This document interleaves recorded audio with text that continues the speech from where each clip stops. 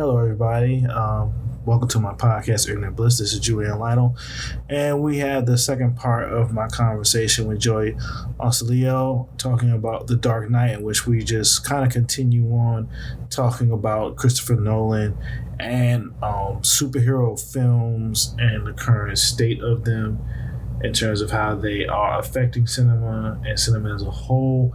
We also get into some speculation about Joker and how its differences in DC as a whole, on how it seems like they're shifting in terms of how they're making and marketing movies versus their competitor classically in comics, Marvel, but how this has also kind of become part of a bigger studio type war between Warner Brothers and Disney. And I hope you enjoy. I'd like to thank my Patreons for supporting me and help funding me getting equipment and stuff for the show. You can find me at patreon.com/Julian Lytle. You can find me on all social media. Julian Lytle, Lytle is how you spell my last name.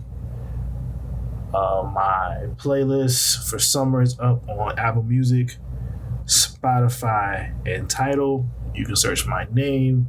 You should be able to find me. Link should be in the show notes, Twitter, and all over the place. I think that's about it. Not going to do a long intro. Hope you have a great morning, afternoon, or evening, whatever it may be. Holler at you soon. Peace.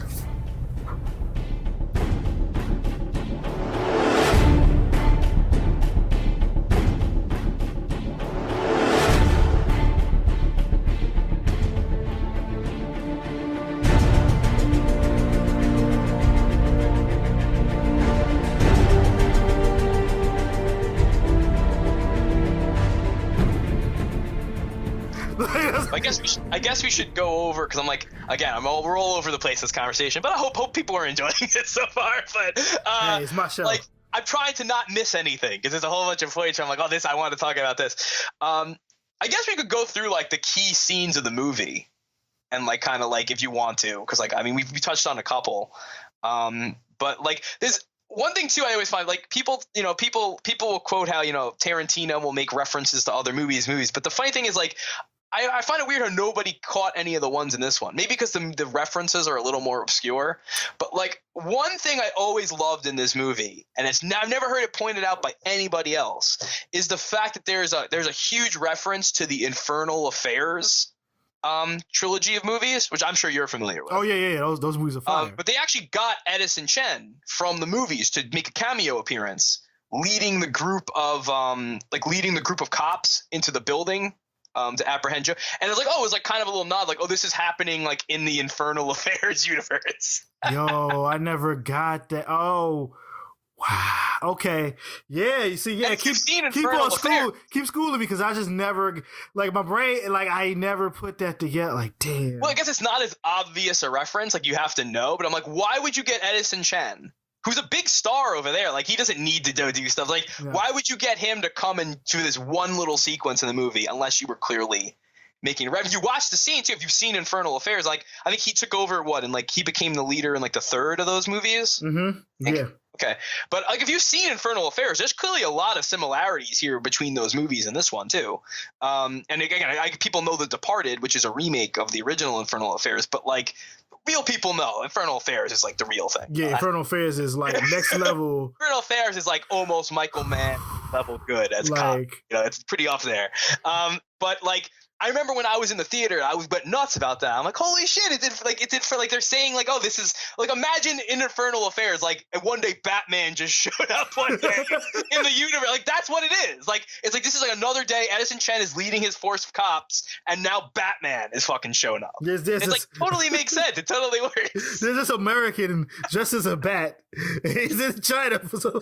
That's the thing that's really awesome about that scene too. Is like you see the expression on their faces and stuff, and they're like, "What the fuck is it?" It looks like a demon, literally like a creature came because like they don't know what the fuck Batman is. Like it's like people forget like in that universe, like Batman is still kind of like even within Gotham, it's still a little bit of urban legend status.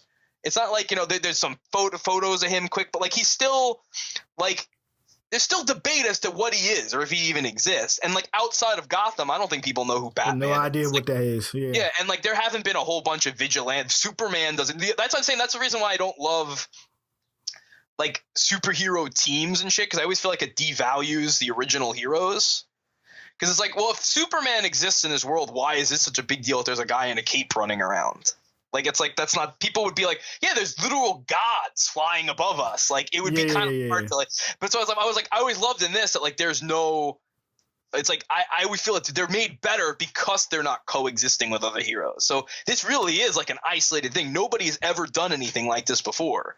And it's like, so the people of Gotham like are of two minds on it. Like, people like, oh, he claimed the city, and some people probably still don't think he even exists. They think he's a creation of the police or something, he's something to keep order. Or there's people that have seen him in real life, so it's like there's still a debate as to this guy's real, and the rest of the United States probably has no idea about this guy. He's just crazy fucking Gotham or whatever. Who cares what goes on over there? Like I think too. Like I live in fucking New York. If some guy started running around as a vigilante in New York, it probably wouldn't even make like news. It wouldn't be that. Like, you'd be like, all right, it's a guy out there, whatever. Who cares? Like people, and I always think Gotham is a city like that. It's just going about its day. It's crazy shit that's happening all the time. But this thing is obviously taking hold. But it's like. You think like in Japan or China, like they know about the Batman? Nope. No. And they haven't had any precedent. Nothing like that's happened. So it's like the idea that like they're in their fucking building, they're in a fucking probably one of the like a huge corporation, obviously, like a huge building. They're untouchable. This guy comes flying through the fucking window, like beats the shit out of cops, beats the shit out of everybody there, and then takes this guy and absconds to the sky with him.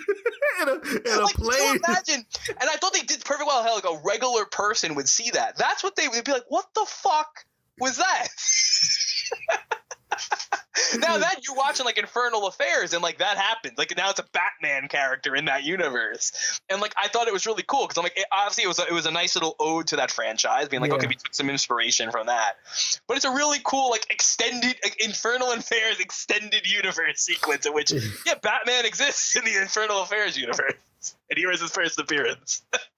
See, look what they missed out on when they didn't make a movie with Joseph Gordon-Levitt's Batman. He could have went to Hong Kong and took down the crop syndicate. God damn it! That's a reference. I'm always surprised you didn't get that one. You grew up on your Hong Kong cinema. No, I just saw them like. Even if I remember the actor when I first saw it, I just like, oh, he got a job. Like I didn't put two together. Like, well, I think even if you see the like he has a vest on, I think it has the PD unit from the movie, I think, on it too. Okay, yeah, I was just like, oh man, these cops are gonna get punished. That's the only time I was like, Batman's crazy. He's shooting gum and stuff, and it explodes. The scene is just so in the IMAX. It's just everything. Also, is going that's an early scene. I mean, we talk about the global market. This was like why that scene. Well, people always say too, like that scene doesn't make like it doesn't need to be in the movie. I'm like, yes, it does, because it demonstrates that, like you said, Batman has no borders. Yeah, like he'll police the world if he has to. Like he's not gonna stop. Like nothing's gonna stop him. And also, it's also the only time like. Again, you've never actually seen like Batman fucking fly in a movie before, and it's fucking glorious. And that's it. I just saw it in the IMAX again. I'm still like in awe of that whole sequence. Like it's real. They did it. Yeah, he jumped off. He's flying around, goes through the window, and like it's Batman the animated series too, and how it's staged, like how he breaks it. Like it just seems like a scene right out of the show. But also like that scene came to be because Nolan was so interested in IMAX, and the biggest IMAX theater was in China. And Hong Kong, like that area. And they'd been showing movies there for a couple of years. Like even over here, like they would upscale stuff for here. Like I remember like Beowulf and like Transformers, I think were like IMAX releases in the States the year before. Apparently there was a whole market there already. Like obviously the people were already looking at the global market already back then, but it was seen as like a long shot. But they were the first place. I think they still have the biggest IMAX screen, and Nolan had looked in and said like, okay, maybe like we could get because I mean his proposal of this movie of shooting even just a handful of sequences that they shot was kind of like daring. Like nobody had ever done that before. Like it's pretty nuts to think like when they shot the bank heist, they had no idea how that was going to look. It could have looked like garbage. Because nobody had ever done it before, and they weren't sure about how to, adjust the lighting and this and that. Like, will it work? So it was a total long shot. The fact that that's why I think they shot that first separately. Because had that sucked, had it not worked, they could redo the whole thing. No, there would have been no IMAX component to the movie. Yeah. They would have just shot that and done the rest of the movie. So they were banking on that working, and did it fucking work ever? Like it's like one of the best sequences I've ever seen in a movie. So you see that, and I guess apparently they were looking to see like, okay, could this play in other territories? And he was like, okay, well, as IMAX is big over here, why don't we have a big release, like an IMAX? We'll try to tie and release with like, we'll reach out to the government, see what they want.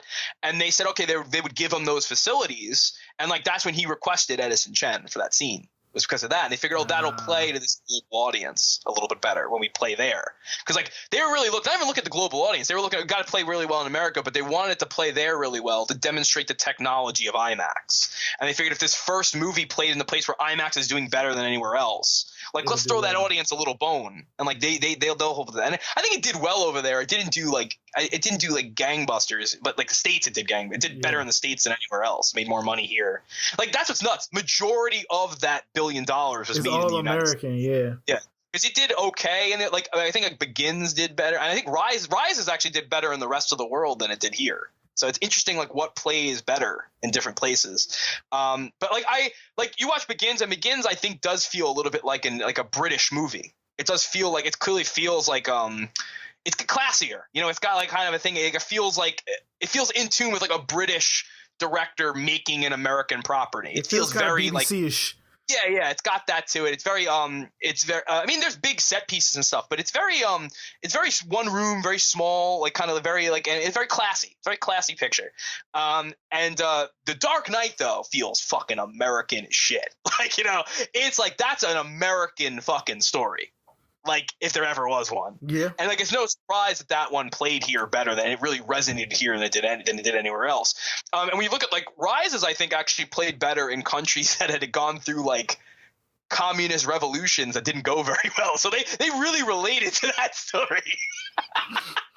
Because they're like, we know exactly what this where in the States, people just couldn't get over the fact that like, they just couldn't get over certain elements. But like, it played better in the rest of the world. Like, I remember reading the interviews, people like they were in tears watching that movie because it was so close to like events they had experienced. Where like people would come in saying that they were going to like make everything equal, and then just like took everything away and like started like when they see the tanks rolling down the street. So like that's like you can't write that movie off completely. I think there is shit in it that's really interesting and fascinating that I haven't seen tackled in any mainstream movie, but it doesn't have that. It doesn't resonate. It doesn't sing like the fucking Dark Knight sing. Like it's the Dark Knight. There's a little thing that's off about it. And it's just like, dang, but it's still damn good. Like it's something like when you see somebody to put in like an A+ paper, and then like the next time they hit you with that B, they give you one that's like B. It's like, damn, this is good, but yo, you hit us with the A+ last time. Like, oh man. Well, I think Bret Easton Ellis had said it pretty well because he says The Dark Knight is the key movie of like the 2000s. I don't think he's wrong either. I think it's the movie. It might not, you could argue if it's the best or not, but I think it's the movie like that decade had to contend with. Like I think, and since then, I think it's the thing that's been every movie since then has kind of had to answer to in some way. So I don't think he's wrong about that. I think it changed things dramatically, and I think it's set a high watermark. So it's like with Rises, it was like, not only is that a movie contending with a very good predecessor, but it kind of was the key movie of its era. So how do you make a sequel to that? It's like, considering it did a pretty good job. Damn. It's like Michael Jackson albums. Yes. It's like, so like Thriller, like Bad is fantastic, but it ain't Thriller.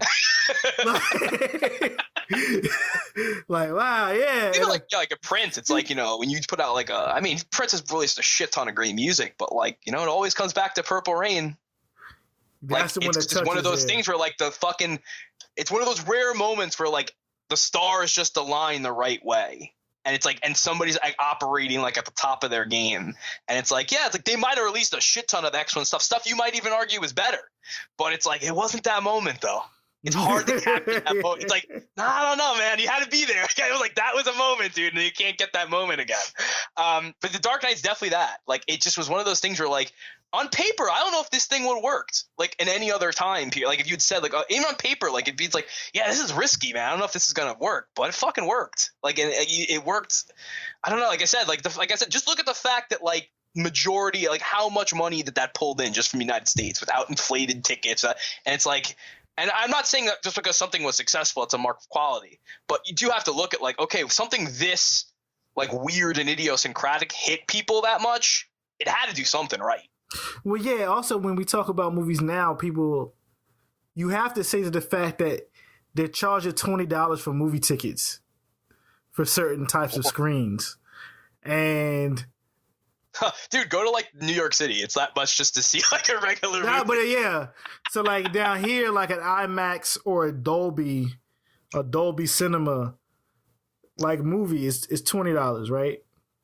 But like at that point in time, like even when I went to go see the IMAX Dark Knight in the Smithsonian, it was only, like $14 or something. It hit me for like 12, I think, because it's the Smithsonian. They can't hit us over the head because you probably got museum entry too on top of that. Yeah, you walk to the museum for free. Like the museum is free, so you just go in there, you pay for your ticket, you go in there, you see the movie. But it's like back then there was only a couple different. There was a matinee ticket, a kid ticket, a senior citizen ticket, and regular. No, it's military ticket too. That's like yeah. But now there's like, there's the 3D release, there's the digital version, there's the regular version. That's another thing too. Like all these prices have skyrocketed beyond belief. Like I don't think anyone would have predicted like, oh my, like someone would even pay this much money to see a movie. Like would have been nuts. Like 10, 15 years ago. Yeah. But like the actual quality of what we're seeing has gone way downhill. And again, I'm be on my soapbox again about 35 millimeter, but I'm just saying like back in 2008, like 99% of the theaters were still projecting films. So like you were paying like people didn't know what they lost, I think there. Like, and again, I'm a broken record on this one. Nah, man, it's sitting down, we watching TV. Like, yeah, you're watching TV in public. I'm like, here's the thing. When people make the big deal about what people shoot in, I'm not a big stickler because I treat it like artists. Like, you can't say that a painter, like a painter isn't making art just because they use acrylics over oil, right? Like, I don't care if a person got the super duper red cameras about what they do, but I have to say this: the fact that when I go into a movie you certainly theater, you certainly would want people to have the option. I always want people to have the option. Yeah. So okay, we agree there. Okay. When I go to the movie theater and it's basically I'm watching fucking Netflix because there's times when they have mistakes and I can tell like, oh, they got to reboot the computer. Or especially with screenings, right? Screenings, yeah, man, they fuck up all the time because they gotta, they have the movie file and they gotta get, that's when you see password. Like the fucking, see like the desktop on the screen. When I see the fucking Windows shit, I'm like, why the fuck didn't you give us all screeners? Why am I out here? This movie's gonna be trash. I gotta go to work tomorrow. It gets mad. It's like you guys aren't like. The movie theater is becoming way like I watched Crazy Rich Asians, my friend, and there were parts in the movie where I could tell something happened with the bandwidth because the resolution of the movie degraded while we were watching. Was that a screening or was that like a regular? No, that was a regular. I paid for it, so I'm like, what the fuck am I sitting here for? And this shit is working just like my Netflix account when I have a random hiccup in my router. Dude, y'all don't even have a file on the computer no more? Like, you ain't got to download? Yes, so I agree with you. The quality in which we watch cinema is completely lessened compared to seeing a nice 35 millimeter or even that good 770 millimeter IMAX print and you hear that fucking the fucking projector. Oh my goodness. Oh man. My bad. I got on that thing. It's all right. Oh my god! Any way to shit on the current state of theatrical exhibition, I'm not gonna get in your way. Oh my god!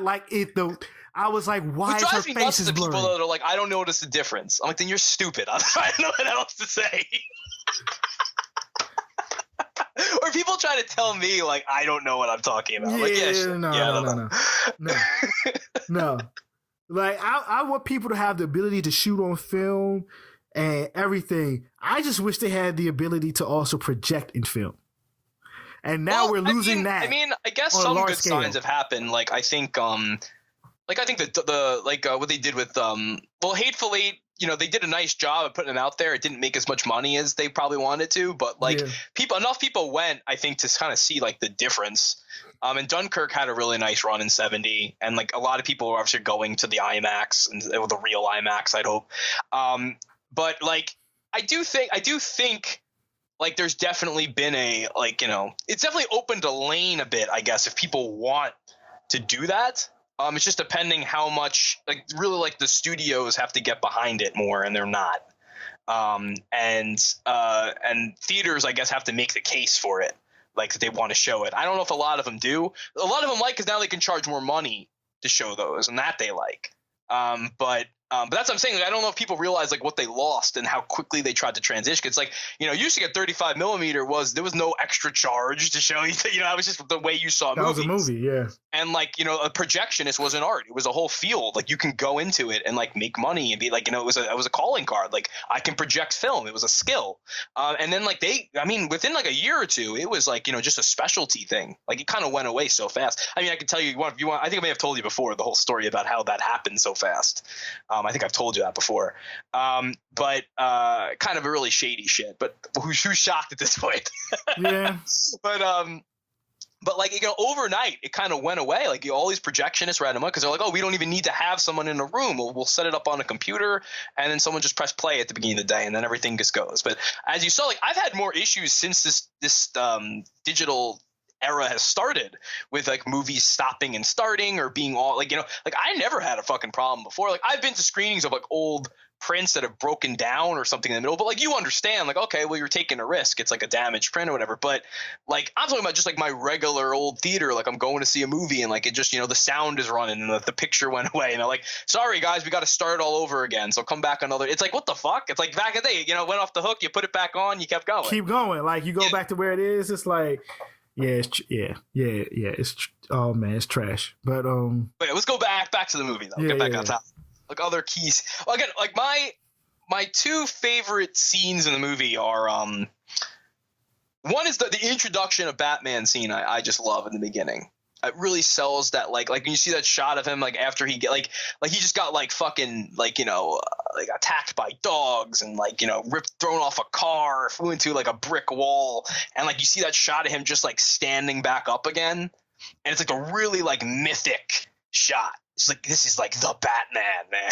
Like, he's there, and then he just like jumps off and descends on that, and that whole sequence I love. And also, you know, I love the fucking Chechen. We haven't talked about the Chechen enough. Richie Coster, man. Oh yeah.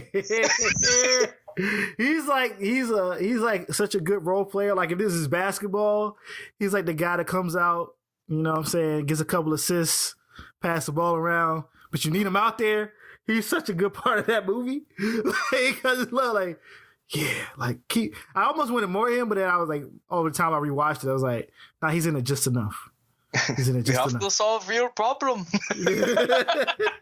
Batman, no, it's great. I love that fucking dude. If you've seen, he's great in a lot. He's in a bunch of Michael Mann shit, and he was on Person of Interest. He's a great character. I just comes in. I always like him and everything, pretty much. But he's great. And like, I think he really gets to have a lot of fun in that sequence with that accent and with like the shitties with it's and him playing off a crane and stuff is really good. But that scene I love. Like, that's one of my favorites. And my favorite scene in the whole movie though is the interrogation scene. Which I think is one of the best. Like, I think that's the scene the movie really wrestles with the whole idea of like the war on terror and kind of being in a post-9/11, because like literally that scene, the whole impetus of it is, how do you fight something that wants you to kill it, and how do you win that battle? I guess no answer to that question, but like that question is at the core of that scene. I guess at the core of the movie is like, how do you fight something that wants you to destroy it? Yeah, I also like it because the way he starts out, like Batman starts with violence, and he's like, "Yo, that's not how you do a good." Like, he starts breaking down like how he's messing up. Like, I'm like, damn it. Also, I think that's again. We haven't talked a lot about Christian Bale's performance, which I think is very underrated. I know people fucking make fun of the voice. I go fuck yourselves, people. I'm sorry. No, he's the best Batman. Shut up.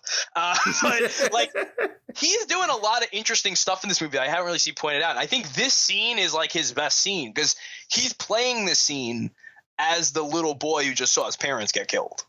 Watch his eyes during this whole sequence. And you see him, like you said, he starts by and he sits down and you listen to his voice. He changes his voice in the scene. And he kind of talks like a little kid a little bit. Like he talks very timidly and he's like, why do you want to kill me? Like, he's just very like, and you watch his eyes. It's like a heartbreaking performance. And I think it's kind of, again, he's in a bat suit and stuff. So maybe like people aren't paying attention. But just watch how he plays that scene and then watch when he switches. And like, cause you see him talking to Joker and he's like really listening. Like he's really trying to understand this guy. Cause up until this point, none of the things he's tried to do have worked. And then he gets personal with him and he lets him get personal with him. That was a mistake. And then, like you say, you see when he fucking and it's like the punches in that scene, like when he fucking punches him, it's like, it literally, you can hear like bones crunching and shit in that scene. It's so, the sound mix on this movie is still insane. But like you see that scene and you can see it in his face. Like this doesn't compute. Like I'm punching this guy and nothing, like he's laughing at me. Like, and like that, there's a scene in there, and like I think it's where I think it's one of his best moments in the movie. Is like when he just starts laughing at him. He's like, "There's nothing you can do. There's nothing you can do. It's all your strength. There's nothing." And you can tell in that movie, like that moment, look at his face. He is so angry, and he doesn't have any idea how to deal. Like he's done that's the moment. Like he's gone to the edge. Yep. Like, and he's switching between being a kid for a minute and then being like this fucking like, angry psychopath. And he doesn't know, nothing is working with this guy.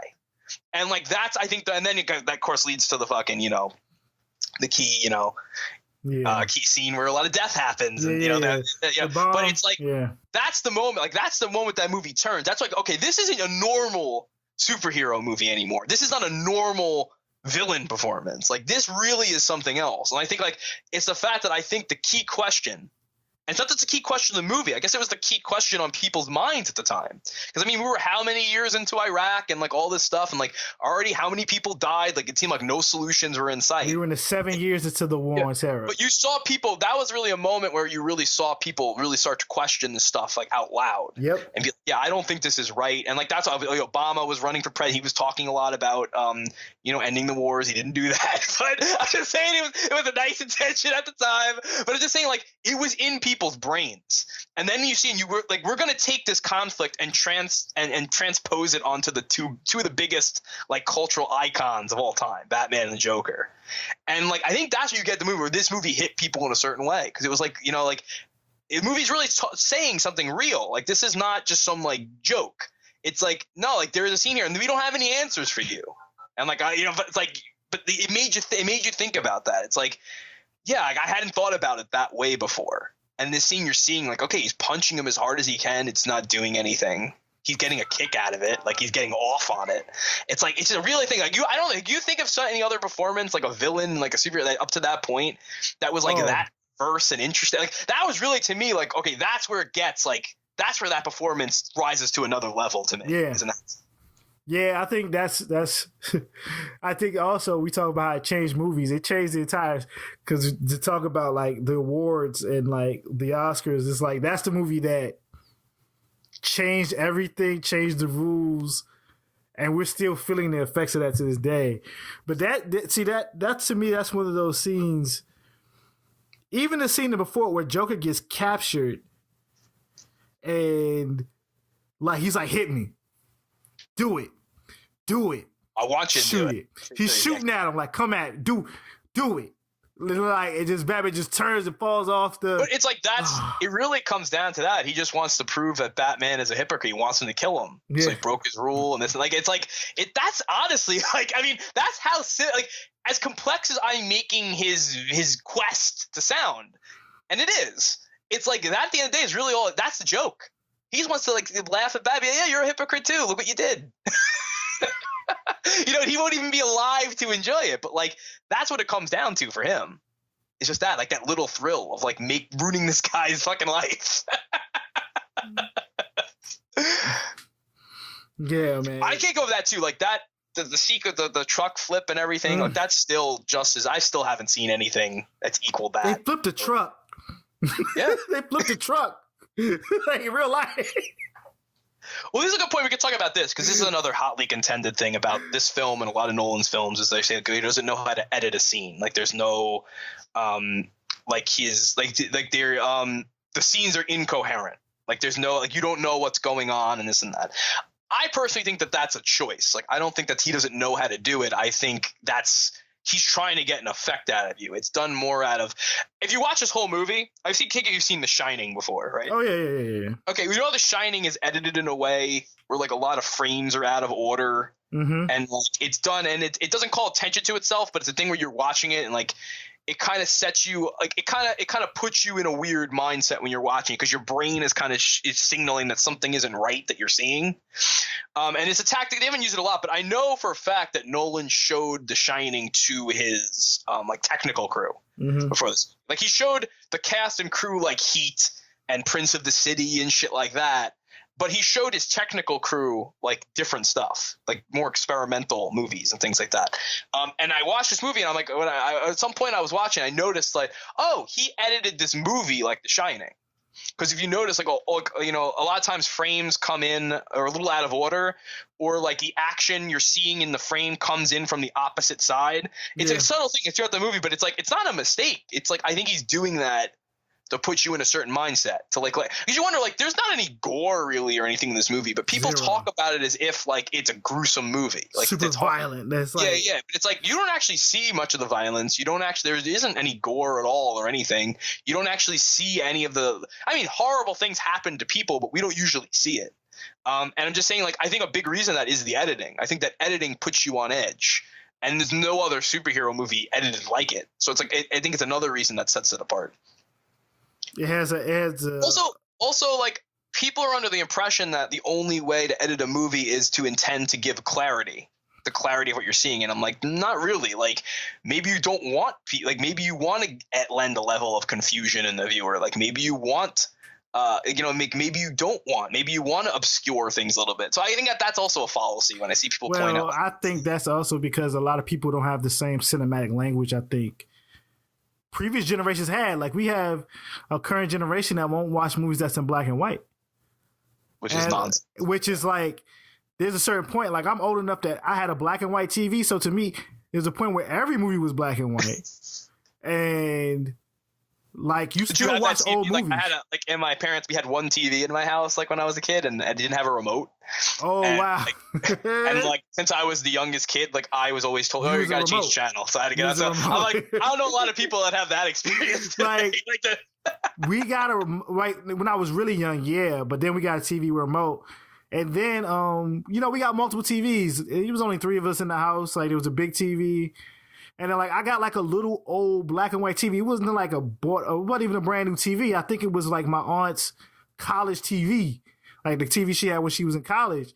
So it's like, instead of throwing it away, like, oh, that's going to be my TV. Like, so I watch everything in black and white.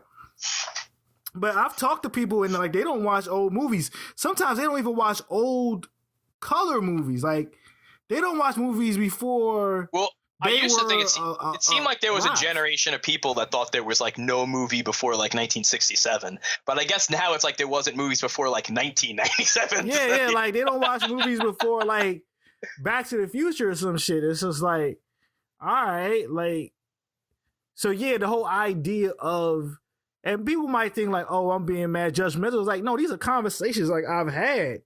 It's like, yo, you ain't seen, to me, I'm like, yo, you got to see The Godfather. I might be really bold to say you need to see The Godfather 1 and 2. To me, there's certain movies you need to see that's like part of like American culture. I know people have debated the idea of like the canon. I don't really agree. I think there's... I don't know about a canon, but I just like... There's some movies that's really... I think you should see some good-ass movies.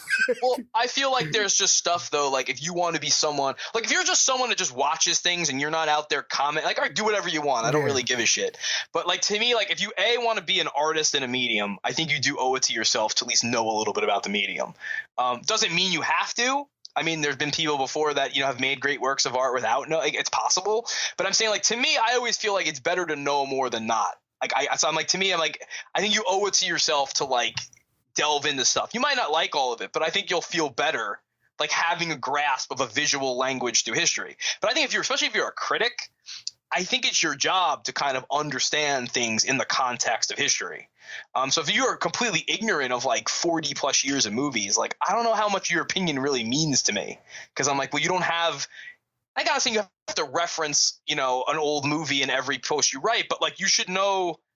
I should at least have the feeling that you know what you're talking about. Like when you talk about, you make a that's when you hear people today like, oh, this is the best thing I've ever seen, or the best. Like you see it constantly with like TV show, like every fucking TV show is rated like 99% on like. I'm like, yeah, guys, you need to like, you know, you need to get out a little bit more. Like not all this stuff is that. Not all this new stuff is great. Yeah. Yeah, no, it isn't. It's like, and like like you said, there's a complete like ignorance on all this. It's like I get. I understand where people are debating like, well, you know, this stuff is only important because some like old motherfucker told me it is. It's like, all right, I don't know how much. To me, I still feel like you owe it to yourself to at least engage with it. It doesn't mean you have to like it, but like you should at least know why something's important. Like something is important for a reason, and I feel like you have to understand its context and history. And like I think if you want to have a nuanced opinion on a forum, like you don't go like if someone's just looking at like, you know, paintings from a recent artist and they're giving me their view on how it fits into like an art history context, but they don't know any art history, why am I listening to this person? Yep. I mean, I guess as an example of being like, oh, what does this person think who's an outsider of the medium? I guess that could be interesting. But at my age, I don't know. I'm like, I want to listen to people that know what they're talking about. Yeah. Like I'm off that. Like, yeah, there are people who do that with comics all the time. Like, I'm going to show, you know, a comic to somebody that doesn't read comics. And I'm like, all right, yeah, that's fair. But after a while, I'm just like, yeah, well, like, if any other medium, like, I wouldn't really give this much weight. Why with this one do people suddenly seem to be like, okay, we have to. I guess I get that. It's like, okay, if someone hasn't come to it, you want, like, they should be able to get into it. That's a valid criticism. But, like, I feel like with movies where things are complete, like, works of art, like, they're a complete story for me, like I feel like you should at least engage with stuff outside of what you're interested in, or what's outside of what's immediately happening. I think it only enriches your point of view personally, but that's what I think. Yeah, I agree. Like to go back to the editing, it's like, I think that's like they wanted A to B, and not understanding that sometimes things are done to invoke certain I saw this criticism even from a lot of such. Older critics too. So like, I'm not just putting it on like. Yeah, I'm not just saying it's just young people. I think there's some older. I think young people ran with this. And I like this shit. This is interesting. I think sometimes there's older people that feel a way about things. Like it's on both ends. There's people that are younger who don't know enough, and then there's people who are older that think they know it all, or they have their own personal biases. Like it doesn't matter what it, like superheroes period can't be good. Like, you know what I'm saying? Like there's certain genres they feel like, oh, there's like, oh, this can't be good. It's like, well, no. There's something great in everything. Like there's a great fantasy movie, there's a great this movie, there's a great that movie. It could be in a superhero too. So there's both ends. And sometimes some of these old guys wasn't catching. They just had a career. They were the dumb young guys at one time. That's always something that I look at though. Like sometimes again, like Chris Nolan in particular. Again, like it's no shock. Let's say this conversation. Like I'm a very big Christopher Nolan fan, but I'm obviously not. I like to think of us as we talk. Like I clearly, you know, I have a grasp on the history of film. I'm not like, he's not the only director I've ever. You know what I mean? Like some people you're like, oh, it's my favorite, but they don't know anybody else. I'm saying like I think he's one of, if not the most interesting of like the newer crop of directors of the last 20 years. Like he's one of the only guys making movies that I go see multiple times that like I can have long conversations with people about. And there's a couple other guys I like, but they're not operating at his level. But like he's a very popular guy to take shots at, especially within the current critical consensus. Although I guess majority of people, it seemed like Dunkirk a lot, that might have like won them back over. I don't know, but he was, especially after this movie, he became a very popular target to these arguments. Whereas like I always found like, to me, he's really interesting because I feel like he's a guy that's got his foot in the old school way of making movies. Like I think he's trying to like update stuff from like the silent film era language and bring it into today. But he's clearly somebody who's engaged enough with new shit that's going on, that he's bringing, I think, a spin to it to the table. But what the fuck was I gonna say? We're right into my head. I had a big point, and then I just suddenly lost what I was gonna say. Okay, it was in relation to that. Oh yeah, this is my point. I said something that makes me feel a little bit better though, like when I see these like quote unquote like top critics being like, "Oh, he's the worst filmmaker nowadays," and I'm like, "Oh," then I go back and read like what top critics were saying about like Stanley Kubrick when he came out, or Alfred Hitchcock, when they were like, "This guy is the worst, terrible, doesn't know what he's doing," like, and they were also pretty much, I think, changing the language of cinema a bit in the way I think Nolan is now. And I'm like, okay, well, I guess like at some point, because they were also very popular filmmakers with like mass audiences, but they were kind of dismissed by a lot of critics, but they later got a huge reassessment. Like people don't realize that they think people, the critics loved Kubrick. Critics hated Kubrick. They thought like 2001 was like one of the worst things they'd ever seen. The Shining, I think that was like one of the stupidest movies. Like it was totally panned. Even up to Eyes Wide Shut, you still had people like kind of reserved about like, oh, I don't think this guy's as good as he say he is. And it's like now it's like that's a ludicrous opinion. The whole you look back, you're like, yeah, these people, yeah, they know what they were talking about. But I'm saying like that kind of gives me pause sometimes where I'm just like, yeah, you know what? Just remember, I think over time will tell, and like I think Nolan will get assessed as like one of the greats of this period. Not that he gives a shit; he's still making a shit ton of money. I don't think he cares. Like I'm saying, like I think there's a lot more value to his work. I think he gets written off very easily because people see things that he does, like little ticks of his, and they're like, oh, that's enough to write off all his work. Like, oh, it's too much exposition, and he doesn't edit a scene. That's although I don't know. I think I think Dunkirk was pretty coherent. Like, I mean, visually, like, I don't think there was any. I've seen people not get the different jumps in time, but then it's like, come on, like you. But I mean, from like a shot to shot basis. Yeah, no, yeah, like, I don't know. I think sometimes people just want to be contrarians, but it makes. I really like Dunkirk. Like, I really like what he was doing there. And I think he was making a movie in a year in which, it was an anniversary, so no one really wanted to trash something that really happened. Because I think if he made a movie that wasn't historically based, they would have found a way to diss it. Some people did anyway. But yeah. But we're not talking about Dunkirk. We'll do that another time. But yeah, I'm just saying, but like whatever. I'm just using it as an example there. But what I was gonna say though was like I think like that particular like I think it works so much because of the way it's edited. Like I don't think if we just suddenly made it a little more visually coherent or whatever, like the scene would be better. I kind of like how fucking I don't know. I like the freneticness of the whole movie. Like I think it's like it kind of exemplifies. Because you watch that movie, like shit is happening so fast. There's not like a lot of moments to really like sit and reflect on anything. And I think that's purposeful. And it's like I think that the editing kind of the movie I think reflects kind of the paranoid feelings of the characters and like how fast they have to react to things. There's not a lot of time to think or process what you're seeing. It's just kind of hitting you really fast. It's like I think there's actually like a thoughtful reason why it's edited that way. I don't think it's just because they don't know what they're doing.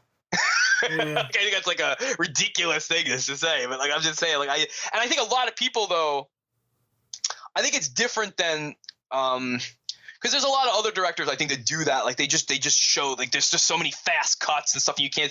I don't know if they're doing it with any purpose. I think they just think it looks cool. I think here it's done with some purpose. Yeah, there's not much. The editing. I think I'm to the point where with that movie, it's been so ingrained into me, like I can't even like nothing's reaching out to me because I think I analyzed it too much over the 10 years. Like I just think that's how it's supposed to be. I think every cut is in there to make you feel a certain type of way. So when it's disjointed in those times of freneticness and action and chase. It builds up such a bunch of tension even in your mind that you can't that I can't see someone literally saying, oh, they're just doing that to do it. Like, you know what I'm saying? Like I can't, like they don't know how to do it. Yeah, like I can't conceive that you didn't But know also, this like, is all most of Chris planned. Nolan's movies aren't edited like this one is. So it's clear that, like, you know, they might be edited. Like, he does cut a lot and stuff. Like, that's true. But, like, they're not edited like this one is. So I'm like, there must be a reason why. It's not just done for just because they don't know what they're doing. Like, you know, I'm saying, like, there had to be a reason. And, like, if you're anyone that's worked in movies, like, you got to justify every decision. Especially you're working for, like, Warner Brothers. Like, you got to justify every decision that you make. So I'm like, to me, I'm just like, there had to be a reason, you know, because it works for me. Honestly, it works for me. Like, I've never had an issue with it. And, like, I just gave you a bunch of explanations as to why I think they are the way they are. So that's all to me. But, like, I'm just saying it's a constant thing that gets brought up. And I'm always like, I think it's overblown, but whatever. Oh, but I'll give you another sequence here where there's a great obscure movie reference that maybe you didn't pick up on. The scene where Gordon is shot at the mayor's funeral, or the commissioner's funeral. Yeah. That's a reference to several B horror movies associated with the director Larry Cohen. One is there's a movie called God Told Me To. Larry Cohen directed, I think in the late 70s, late 70s, I think, that stars Andy Kaufman. And Andy Kaufman, literally this exact sequence almost happens in this movie. And the Joker is dressed as Andy Kaufman is in that movie. Yeah, I didn't know that one was on. I'm glad I learned something today. And also there's a similar sequence in a movie Larry Cohen wrote, or a series of movies Larry Cohen wrote that I'm a big fan of, called Maniac Cop. And I know a little Maniac Cop. Maniac Cop is kind of crazy. Maniac Cop 2.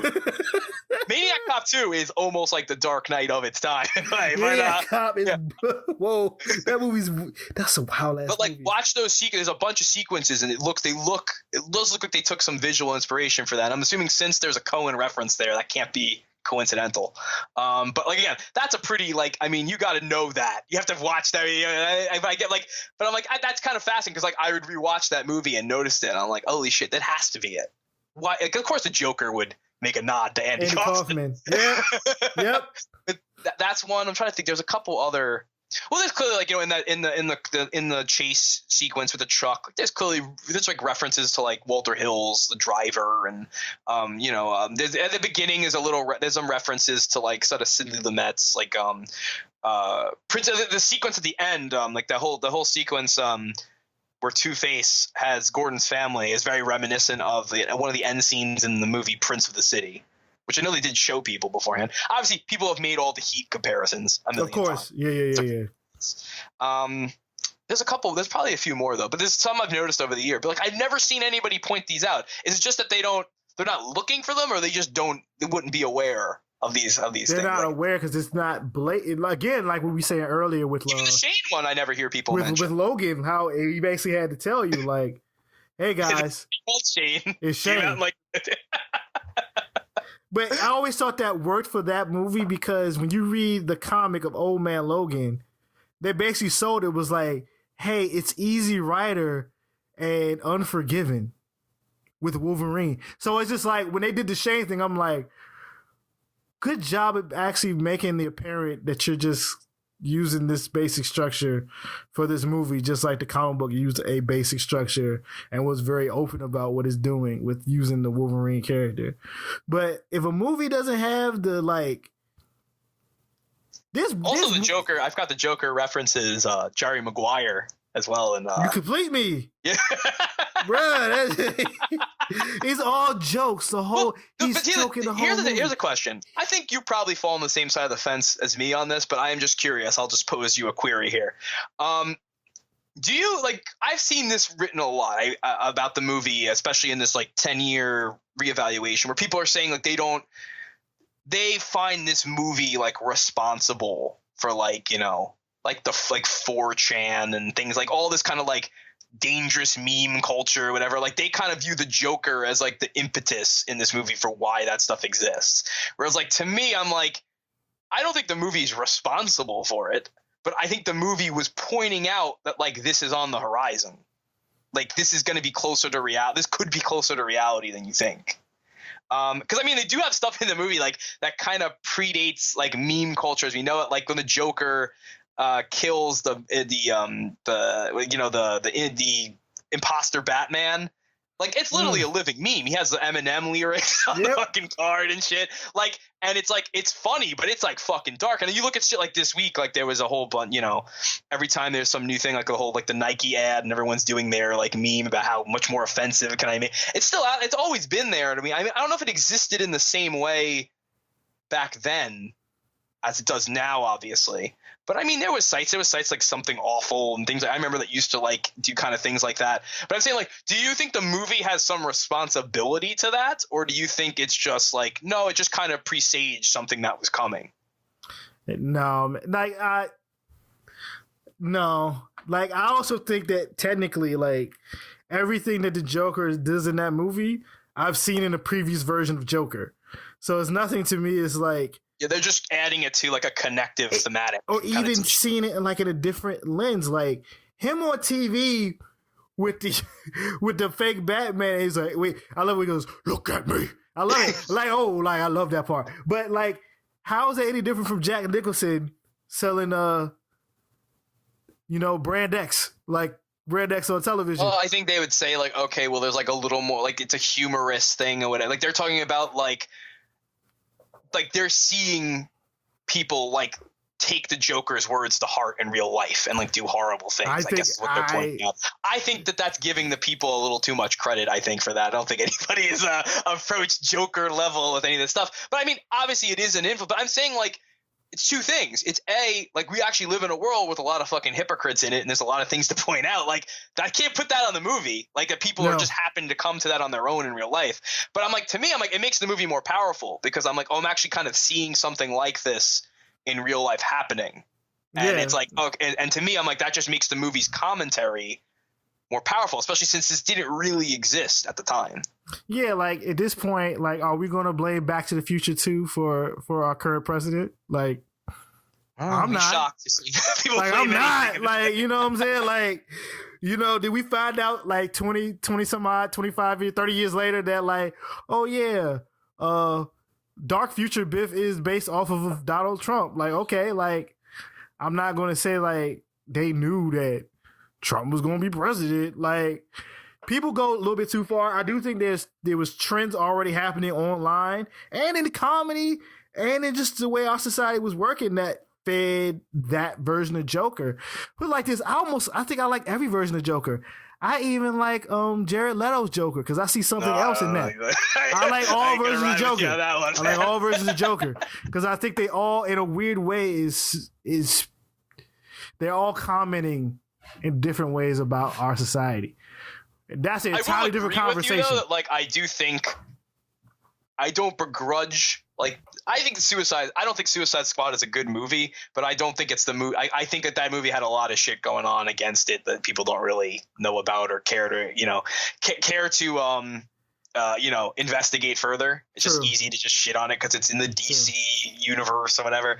But I'm just saying that, like, I'm with you in that because I remember you made an argument that like, oh no, it's actually like people don't understand the culture that they're kind of like putting the Joker in. I'll agree with you. I'm not against people reinterpreting the character.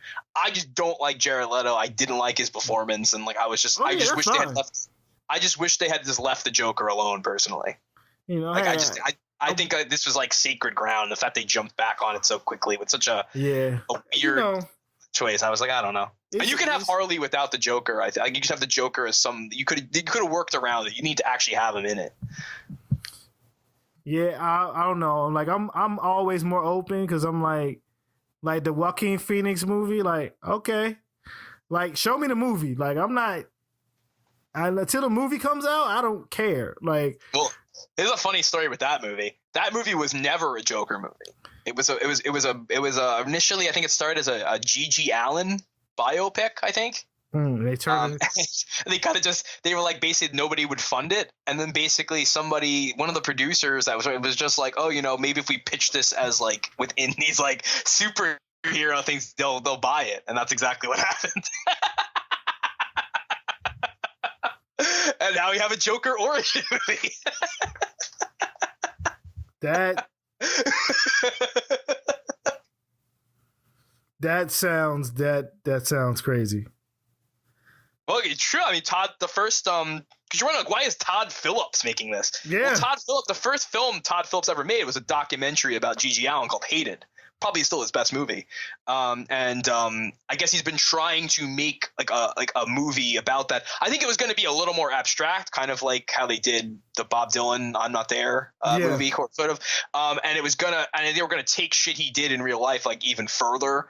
And I think that's how it lent itself to be like, oh, this guy could be like the Joker before he was a Joker, and like that's how they kind of sold it. So I don't even know if you're actually going to see him as the Joker in the movie at any point either. I'm expecting it to end. Like the end of the movie. I mean, we'll see. That's why I'm a little more like, although I think if you give the Joker an origin, like you don't understand the character, but I understand like this is like a one and done standalone. It's not going to be. I'm like, whatever. I'm not going to hate. I still wish it didn't exist, but I'm like, I understand. I know how hard it is to get a movie sold these days, and if you want a budget where you can actually like eat dinner at night, like I understand like why people do the things they do. But I'm like, that's if you want to know why that movie exists, and like because it seemed like a strange thing, right? You're like, where the fuck did this thing come from? There's your answer. Well, and don't ask me how I know all these things. Hopefully, like in the coming months. When this comes out, it's like, this is supposed to be a G.G. Allen. Like, where'd you hear this from? I'll listen to this podcast called Aiding with Bliss, and the guest on there just dropped that little bit of knowledge. Yeah, but nah, it's yeah, man. I'm just open to Jokers. Like, I'm open to different Batman. Like, that's where I got to the point. I was like, Dark Knight was good enough for me that people can either not make another Batman movie again, or they could just make a whole bunch of different ones and I won't care. Like, I got my piece of cinematic history Batman movie. Like, this is it. Like, if I put in a time capsule for people, and like how you say, like, this is like a movie for the 2000s. Like, I don't like, other than maybe like a Lord of the Rings movie, this is the only other movie from the 2000s I would put like in a like time capsule. Be like, all right, Two Towers, Dark Knight, and then move on to the next decade. You know what I'm saying? Like, keep it moving. Like, that's it. Like, yeah. Like, I'm almost tapped out. I don't know if I got anything else to say. Like, I'm trying to think. I'm trying to get to like a couple because I'm like, usually when I say something, you'll spring back up into action like if I pick the right topic. But I'm just trying to go through other scenes in the movie that I was just like, okay, this is kind of like because we went through a bunch of the key ones. But even like the whole scene, like it's kind of interesting, like the scene with like where Dent and Rachel are tied up. It is interesting how like that in itself is a duality. Like it is these two things, and there are two sides of the coin, and one of them burns, and then there's like literally he gets his coin back and it's burned on one side. Like so even like the rule of twos like follows a lot in this movie too. Like that's another thing. I'm trying to think of what else.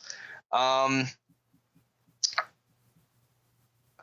there's talk about like a silent influence. I don't know if you ever heard of like the Dr. Mabuse, Fritz Lang's movies from the 30s and 40s. I have. I just haven't seen many of them. Well, they were the big. If you go back to those, you'll see like, oh, that was a clear influence on the Joker in these movies, because in those movies like that, he's like he's kind of like a he's not a figure like you ever really see. Like he speaks through homes, but he controls all these like all these calamities that fall people. It's very, very similar. And Mabuse was, if interesting is, Fritz Lang, people who don't know Fritz Lang is, he was a German expressionist director. He fled Nazi Germany, came to the States, and wound up making a bunch of like film noir stuff here in the late 30s, all the way up to the late 50s. Then went back to Germany and made a couple more movies or whatever, and then he kind of just left Hollywood. If you ever seen Jean-Luc Godard's Contempt, he plays himself in that movie as a director. It's really great. If you get a chance to check it out. But he was kind of like a Chris Nolan of his day, in that he was very highly praised kind of when he came out, and then he kind of started dealing in subjects that were people felt maybe were beneath a director. And the funny thing is, the thing that really put him on the map, other than Metropolis, was Mabuse. And Mabuse was basically like the comic book equivalent of the Joker at the time, because it was basically a pulp novel. Okay. And when he decided he was going to adapt this, first he did Dr. Mabuse the Gambler in the 20s. And it was that was back when movies they didn't even make. There's only a handful of feature films. Most films were done as serials. Yeah. So that's actually done as a serial. If you watch, it's like almost like 4 hours long if you watch the whole thing together. But it's something. It's more fascinating just to go back and be like, yeah, there's like scenes that kind of are like, like the Dark Knight in this, like, where things blow up. Like, it's like, oh, it's kind of interesting. And like, he's kind of interesting villain. But then he made probably the magnus opus of that. He made The Testament of Dr. Mabuse in the mid-30s, like right as the rise of Nazism is going on. It's kind of a veiled commentary on that. But it's interesting how he was also told basically like you can't go and make, like, people criticize him heavily for dealing in pulp subjects, claiming that like you're never going to make anything of real art or value out of those things. So why do you bother with them? And then Mabuse kind of came out like The Dark Knight, and it kind of changed the perception of a lot of that material. You started seeing people dipping into that stuff a little bit more. And comic books themselves weren't quite what they kind of came out. At least superheroes really kind of came to a forefront after that. Yeah. But the idea of just taking stuff from pulpy material and kind of turning it into elevating it, I guess. Turning lowbrow to highbrow. Yeah. And like that really starts with that. And the fact, like, Nolan's a huge Fritz Lang fan. And Metropolis particularly is a big influence on Dark Knight Rises. But he loves these Mabuse movies. And apparently he even back as Begins, he was trying to cut in little influences of this. But I guess when they got this and they got the Joker, he made his brother Jonah like watch all these movies and be like, that's what we're going to do for this. So like you'll notice there's little references to particularly the second Mabuse movie in this movie a lot. And the way Joker operates and executes his plans, almost like a ghost, is very owed to that movie. And their connection to it, I guess we didn't actually talk about how this movie used its comic book influences, I think, better than many other examples. Like it actually pulled like actual things from stories, and like it wasn't just like a vague kind of, oh yeah, we got the character and this. It's like they make specific references, but it never weighs down the movie. It's never tied to one particular interpretation or anything, but it definitely did their fucking research. Like it's definitely like, oh, these guys actually read comics. Yeah, these guys read some Batman, like for serious, for real. Like. But like apparently they said they found a connection with the very first appearance of the Joker in Batman #1. I don't know if you ever read it, but it's a great comic actually. And if you look at the Joker in that one, you could definitely see like that was a big influence on how they approached him in this movie. He wasn't he wasn't an over the top gags. If you watch that first appearance of the Joker, he's really much more like silent and calculating. And it's pretty interesting to see what they took from that, and what like there's the jail scene where he breaks out of the jail is there's a version of that in that first comic. I think in that he put a explosive in his tooth, I think. Was I think how he got out of that one. But there's this scene where he's standing in the jail cell, and it's very similar to what they actually used in the movie. But yeah, in terms of like that's if you want to do your Fritz Lang homework, I think I gave you plenty of material there. But the comic book influence I think are interesting because they're many. Like people obviously point to Year One and Dark Knight Returns and Long Halloween, and those are very obvious influences. There's a lot of good Dark Victory in there too. There's some good Dark Victory stuff. Yeah, a little Dark Victory. There's clearly I think the best. To me, I think the best interpretation of the Killing Joke, I think, is in this. That actually kind of got the book, I think, better than most people did. I think actually maybe even improves on it a little bit, in that it doesn't. Basically the joke is like it kind of has its cake and eat it too, because actually like the city didn't succumb to it, but like somebody actually did. Like the experiment actually did work on somebody. Yeah. It's like, so that's, it didn't work on Gore. It didn't, but like it did work on somebody. So it's like, it does show like it's not the same for, so that's kind of an interesting twist on it. But there's other like, I thought the book actually in some way, like, and the movie actually takes a lot from Arkham Asylum. Especially the whole set piece at the end with Batman trying to get to the Joker is very similar to Arkham Asylum. Especially to even have him fighting out like the villains in the white coats and like freeing all that stuff is very Arkham Asylum. And that was basically a journey through like the psyche of Batman. It's kind of interesting how that played out in that sequence. I thought that was a clear influence, and some of the Joker stuff in there I think is evident in Ledger's performance. There's a couple, well, even the one that we talk about a lot, but I thought was interesting. It might not be it's not a direct influence because it was going on at the same time, but I'm always fascinated by how much Grant Morrison's run on Batman and this have in common. It seems like they were telling the exact same story, just in very different ways. It seems like they were also pulling from some of the same references, especially like the 70s. The Batman. 70s Batman with Wayne Tower and the base in the tower and Alfred and like there's a lot of stuff going on there with the romance. The romance feels more like late 70s Batman, Two-Face, even Joker being not much of a threat at that point in time was like, because the 60s everybody was kind of goofy. Well, yeah, the Joker's five-way revenge changed that. That's clearly even the opening scene. The fact that it's like a five-way thing between the criminals and like that movie, like in that comic, he was going back to people that had wronged him and killing them. So it's interesting how that's the opening of the movie is basically that comic story just happening within a couple of like he doesn't even need that kind of. They don't even know he's there. He's just knocking them all out one by one. Even that scene I always thought was a nice arrival of like, I like the fact that all the other criminals talked like old like 30s and 40s gangsters and stuff like that. So good. And like how it was kind of an arrival. This is like a different thing. Like he's literally knocking out all preconceptions of like what this story is going to be like in the opening. And then it's like you thought this was like manager too. Yeah. He talks like an old, like a gangster. Do you know who this is? Who runs this bank? Who hired you? You have that like same thing. Yeah. It's like, he takes the mask off. It's just like, oh, that's it. It's a wrap. Everything changes from this moment on. But there's probably more I'm trying to think of. But like, even like this shit, like, but it has all those. Like, I think Batman Begins is the best, like, Batman movie. Like, if you want Batman shit, like, that's the best movie. But this is, like, the best film, I think, with Batman in it. Yes.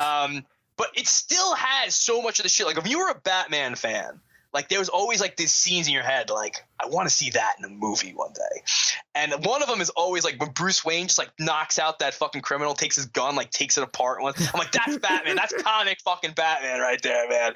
Like, there's shit in this movie. Even, like, the fucking, like, when the Bat Pod pops out of the fucking, the tumbler and shit. I'm like, that's some Batman shit right there, man. Like, I don't care what anybody says. Like, because you hear that, oh, it's a good crime movie. It's not a good Batman. No, fuck you. You don't even fucking like, hold on. Joker has Joker goons. Like, yes, exactly. Like, he has goons, and it's like, well, these are all the people from the what do they call the area from where Crane the Narrows. The Narrows. So it's like all the people who got messed up in the Narrows, the people that everyone like forgot about and didn't care about. He made them his crew.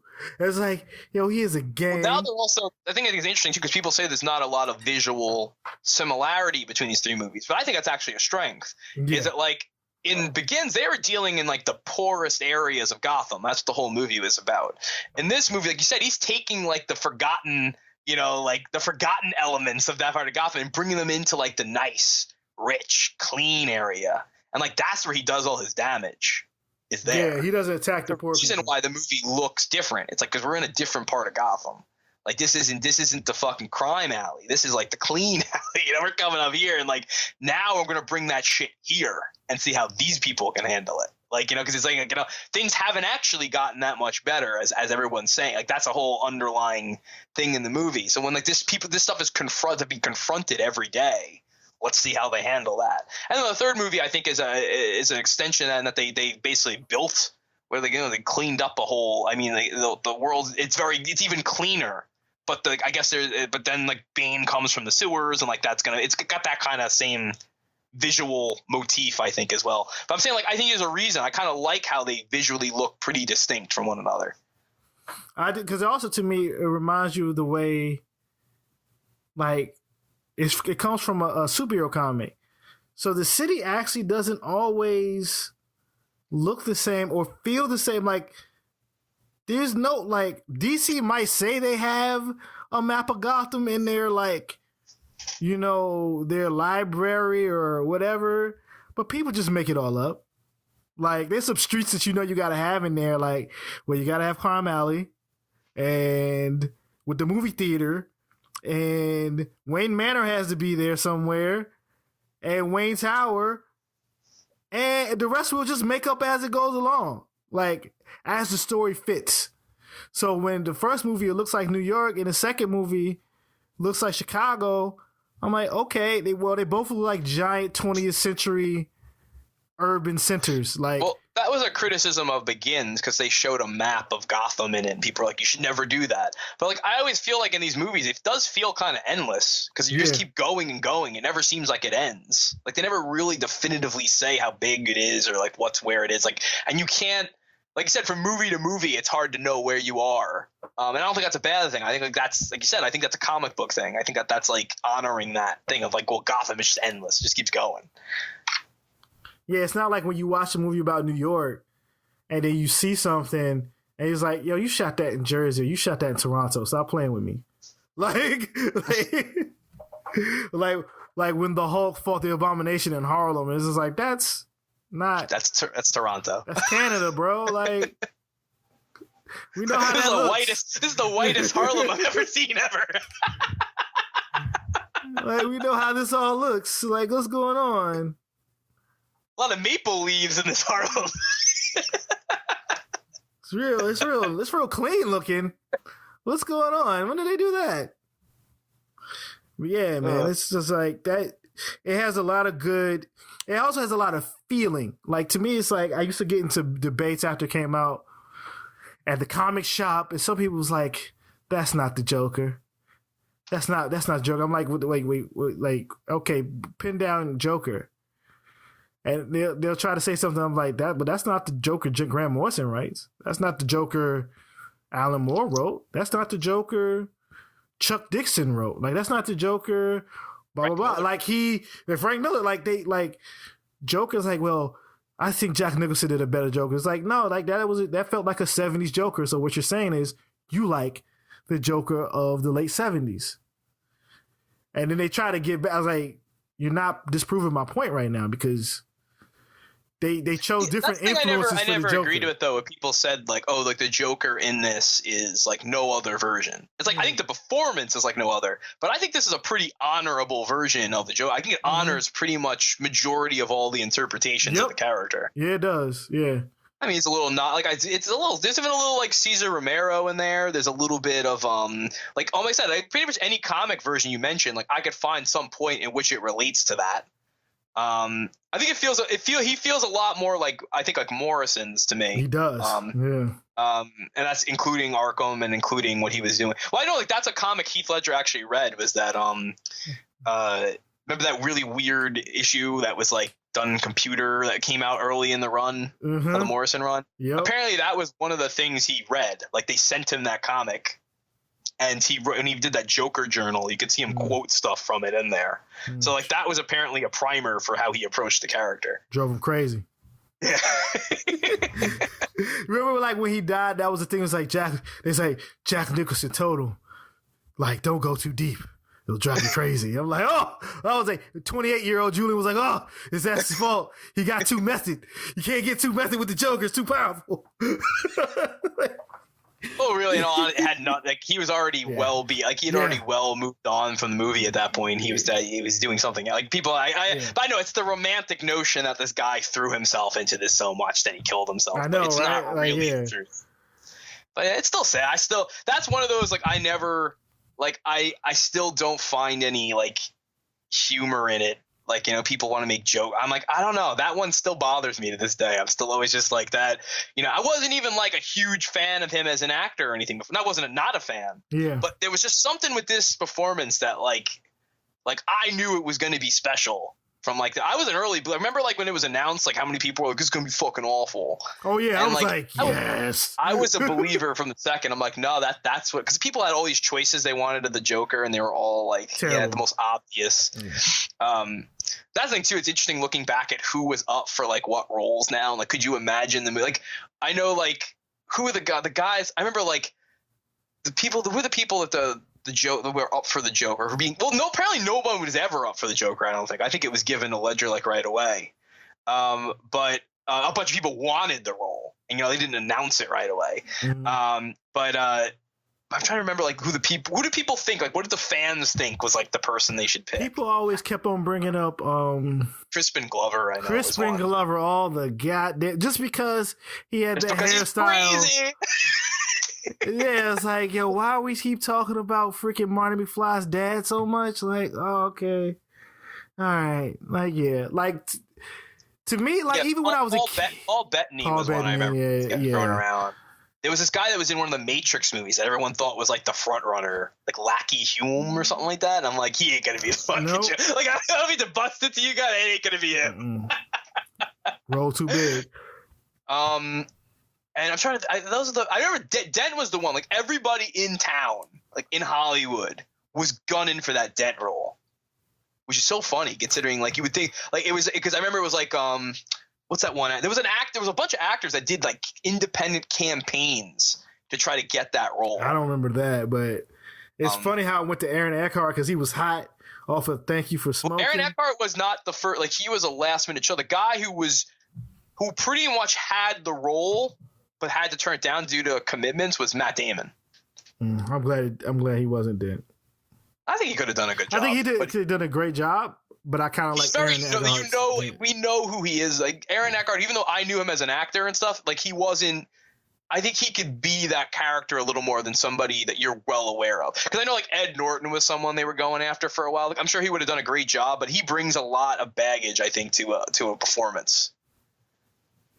Like I think like people have their interpretations of who they think Ed Norton is. So it's very hard to kind of just believe like whatever it is. I'm sure he would have done a great job, but it's just one of those things where I'm like I'm kind of happy it went to. I know the guys that they really. Who was the guy? Yeah, I think Josh Lucas was a guy that was like he had a whole campaign he wanted to be that role so bad. I know Joaquin Phoenix was somebody they went after for a minute. He would have been interesting. He would have been interesting. And who's the dude that played Sabretooth in the newer? Lee Schreiber. Yeah, he was second. He was he would have been great. Between him and Matt Damon, then Matt Damon was like gonna take it, and then he had to turn it down because I think they were shooting a Bourne or something like over, or something was going over schedule. And like I know he had to turn that movie down. He had to turn Milk down. He was gonna do both of those back to back, which is hilarious considering like the guy who I get because it was what's his name played his part. Sean Penn. He was playing. He wasn't gonna play Milk. He was playing the guy. It went to Josh Brolin. Yeah, and he got Oscar nominated for that, right? And then it was like, and then you're like, you kind of figure if Matt Damon was, it's like, all right, like Heath Ledger obviously was getting the nomination, but you kind of figure if Matt Damon had played Dent, he probably would have got a nomination too, just because they tend, he's a bigger name, like people add a lot more to it. And his star power was maybe enough that he could have competed a little bit there. But it was one of those things where it's like, yeah, the movie he like wound up having to do, I think, was like the least well received of all those four, and like he missed out on like two pretty like juicy roles as a result of that. But yeah, he was a guy. Those were pretty much what I remember were the people that were up for those roles.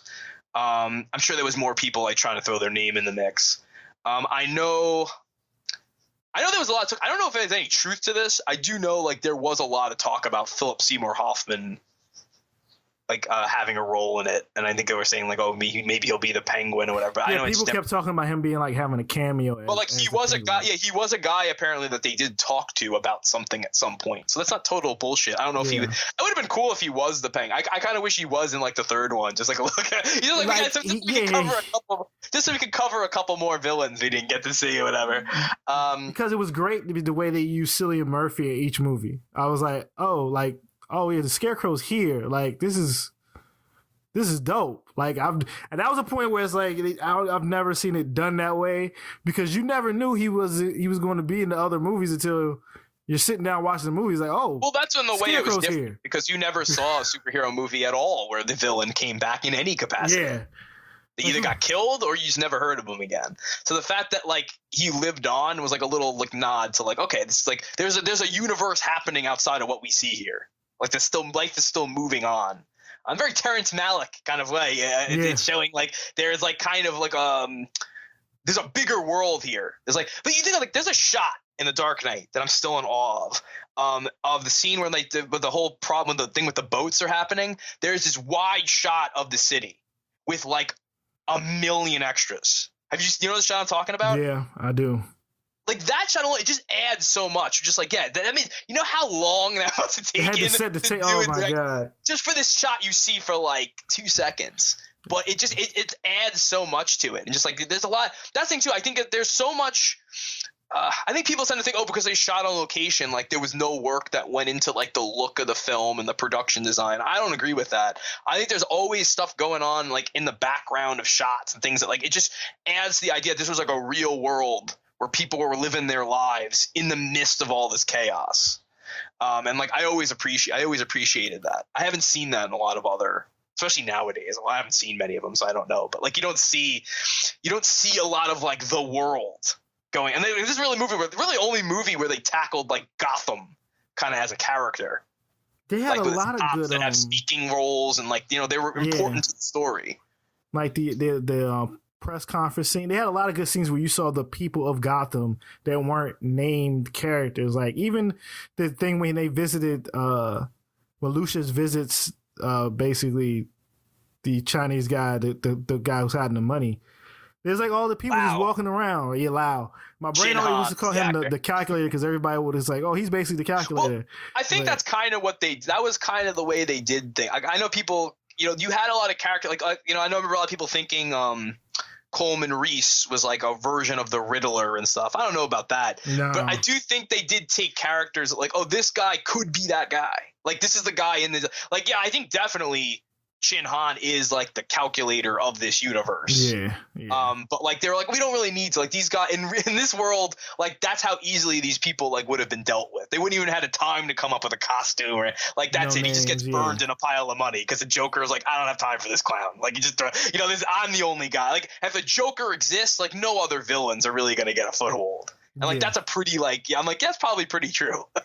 I don't think the Joker has time for like the Riddler or anybody else, and the Scarecrow can exist, but he's just a low level crime guy. Yeah, he's like, around, but he's around, and like the mob exists, but it's not quite. We'll see if the Joker actually got a foothold in this kid, he just would do away with him. He's not going to coexist with any of these motherfuckers. Which is comic book thematic. Like that's how it works. Like in Batman comics, once the supervillains hit, the mob ain't there anymore. Like no one, they sometimes always bring back like a mob like character, but then they also get replaced by like the Black Mask or like there is no mob characters in Batman at a certain point. Like that's I think another thing in which they use the comics well in that movie. It does feel like Year One, Long Halloween, Dark Victory, even The Man Who Laughs from Brubaker, like.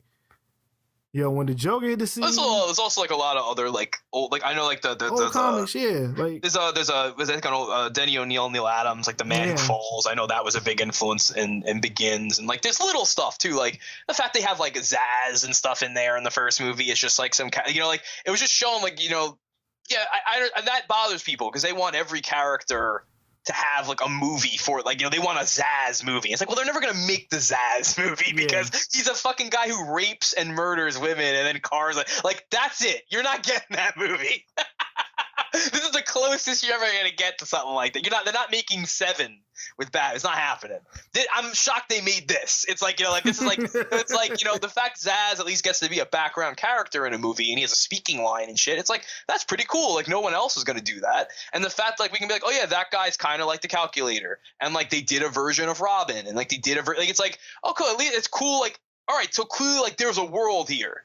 And like maybe like some of the villains we know of existed and like Batman did away with them in the first year we didn't see.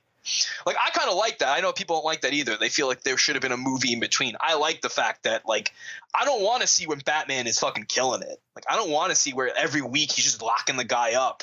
I want to see him when he's challenged. Like that's what's interesting to me. Yeah, we've seen all the Batman winning. If I'm reading a comic, yeah, sure. If it's just an issue, yeah, cool, a little caper, and that's it or whatever. But like I'm watching a movie. Like there better be some stakes here. Something better happen. I better not just be him being like, oh, we put him in jail and that was it. Like that's not that exciting to me anyway. But it seems like today the tide is turning. Like people want that. They want like the fucking everyday minutia, I guess, of the characters a little bit more than like the great, or maybe I'm wrong. I'm not watching a lot of these movies. Maybe that's not what they're doing, but it sounds at least like with the Marvel, like the thing people get off about it is that it keeps going. And like, you could tell like kind of minor stories about characters, and that's a movie. Or am I wrong? I don't know. From what I could tell, like all the stories just build up to, well, they're either origin stories, because like, all right, they did the first origins, and then like you get to like, well, they have to tell like people forget like Batman Begins, big influence on the MCU stuff. Yeah. When it's, like Iron Man is just Batman Begins. They basically took the script and just crossed out Batman and cut out all the cool scenes. And added some jokes, and that's the fucking movie. But like from what I've gathered, so like Ant-Man is just telling the origin story of Ant-Man. It's just that it's one of the only movies that actually feels like the director who directed it, because it's Paul Feig or whatever. Like, it's not Paul Feig. It's Adam McKay. It's Adam McKay. No, Adam McKay. He did a script polish. It's shit. Whatever. The guy Peyton Reed. Yeah, whatever. It feels like his movies. Like it feels like his movie. So it's like, all right, yeah, Guardians of the Galaxy. I actually hate that movie. But in the end, but I didn't see it, but I can at least look and be like, it seems like that one's at least a little more idiosyncratic than some of these other ones. It doesn't, to me, it makes zero sense. But, no, it can make zero sense, but it's clearly like, all right, the guy who made this, it does feel a little more personal than these other Marvel movies. Yeah, doesn't mean it's good. Yeah. It feels like him. But in the end, it just seems like they're going to show another Infinity Gem. Because it was all, for the most part, they're all some type of setup to get you to Thanos. So it's like, and then Captain America movies basically was the only ones with some type of actual meat to it. Like, they tried a little bit of things of themes and stakes and ideas, but then they still had to like, this is the end of the episode, come back in 3 months for the next episode, and like, Black Panther's just Black Panther. Like, it doesn't, like, it's not a setup for Thanos at all, but it's also let you know, it's like, hey, Black Panther's going to be in the next Avenger movie, and you guys like Black Panther so much, we're going to have a part of the movie, the Avengers, is going to be like where Black Panther lives at, and all his characters are going to fight his army because you guys like Black Panther. So it feels really like it feels like a Disney movie. Like, when I go see a Disney movie, there's certain things I expect. Like, I saw Christopher Robin. The reason I saw Christopher Robin is because it's the Winnie the Pooh movie with all the Pooh voices that I know from when I was a kid. That's the only reason I went to go see it. And I think that's the same reason the stuff they're doing with the Marvel movies. Like, there's certain things that you want to make you feel good, and now they're not trying that hard. But, hey, I'm a hater. What do I know? Oh, man. All right. I think that might be. We can. I think we got one more thing. Oh yeah, let's go.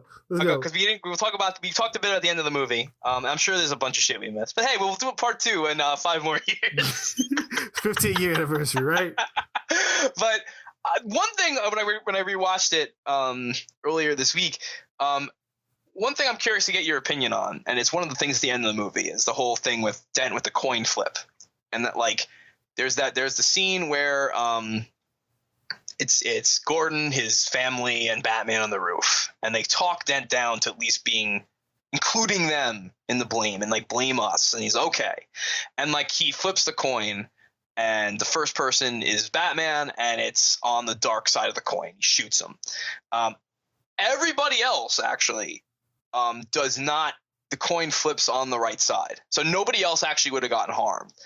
One thing I think is interesting is that, like, is the movie actually saying that, like, well, actually, Batman was to blame for all of this, and like, is that like a way to say, like, in that way, like, that the movie is saying, like, yeah, like, they don't think he intended it that way, but he actually was responsible for everything that happened here, and it's like, I thought that was interesting because I've never actually seen that. The Dark Knight does it several times. The fact that the hero, like the he doesn't save the girl. She blows up.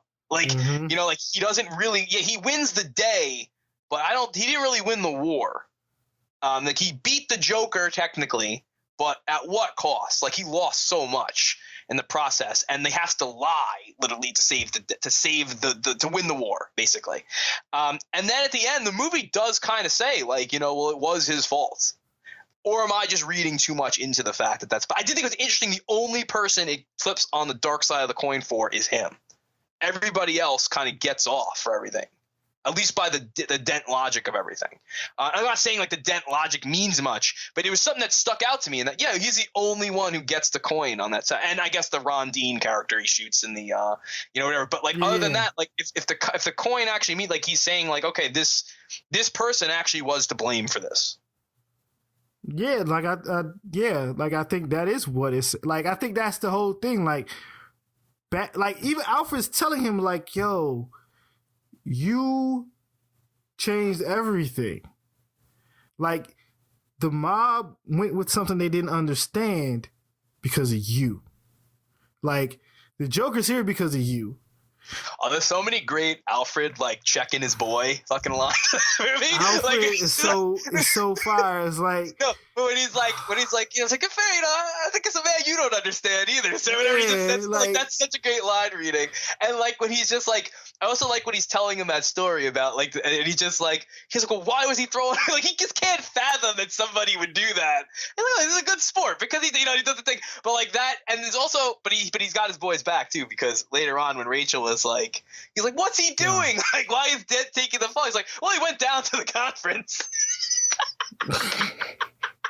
He's just like right there by his side. He's like, well, he went down there, man. I don't know what else you want the guy to do. I know, right? Like he's like Alfred holds him down. Like he burns the letter. Like he's like, I'm not gonna. He don't need to. Like even in the end, like Rachel didn't choose him. Like he like Bruce Wayne completely and utterly actually did make things worse. And I think within the movie, even within the two movies, or even technically all three, James Gordon doesn't actually screw up. Like, he's a clean cop. He didn't see that he had dirty cops, but he wasn't dirty. Like he fakes his own death, hurts his family's feelings to get the Joker. That's a very debated scene to this day. People think that that's like kind of doesn't make any sense. What, the fact that he faked his death? Oh, I love it. Well, I'm saying to me it made sense in a very Fritz Lang way, because the whole thing there's a whole thing in Fritz Lang movies where like people pull off their mask and it's like another mask. Like that's a whole theme in his movies. And I kind of thought that was an interesting thing in that, like how he fakes his death and then he's got the and then he's hiding in plain sight, and then like it's kind of an interesting little weird thing in the middle of the movie. But like I actually think the whole thing, the point they were trying to make was like how good of a team Batman, Dent, and Gordon were. Yeah, like they worked without even knowing what each other were doing. Yes, they come together in their plans where these guys were kind of like unstoppable. And it was just showing you, like, even when Gordon's doing a move like this, it's risky. Like, he was confident, like, it'll work. Man's gonna come through. These guys got, like, I can rely on Dent doing this. Like, I can rely on Batman coming here this time. It'll all work itself out. And he was mostly right. Yeah. But they just never anticipated someone like the Joker coming into it. And I always thought like that was just his way of trying to think. He was trying to think like the Joker and be like, what's the Joker gonna do? He's like, okay, well, every other crime we've had to deal with, we've gone to clues he gave us, and it just led to someone else getting hurt that we didn't think about. He's like, well, I'm clearly, if they're hitting all these targets, because like wasn't I'm trying to think, because it was. He hit the commissioner, the mayor, the commissioner, and the judge. The mayor is the whole thing. The whole reason that they're there is, it's friend in his life. He's like, I have to be next. So, and he's put a hit out on Dent. He's put a hit out. Like, well, we later find Rachel as well. He doesn't know about that one yet, but he's like, who are all the figures? I'm gonna have to. It's gonna be me. Whatever the next thing he's planning, whatever this is to do, it's to throw off somebody coming after me and my family. So I'm gonna take myself out of the game, and that way I can play the game. because they don't know he doesn't know I'm in it.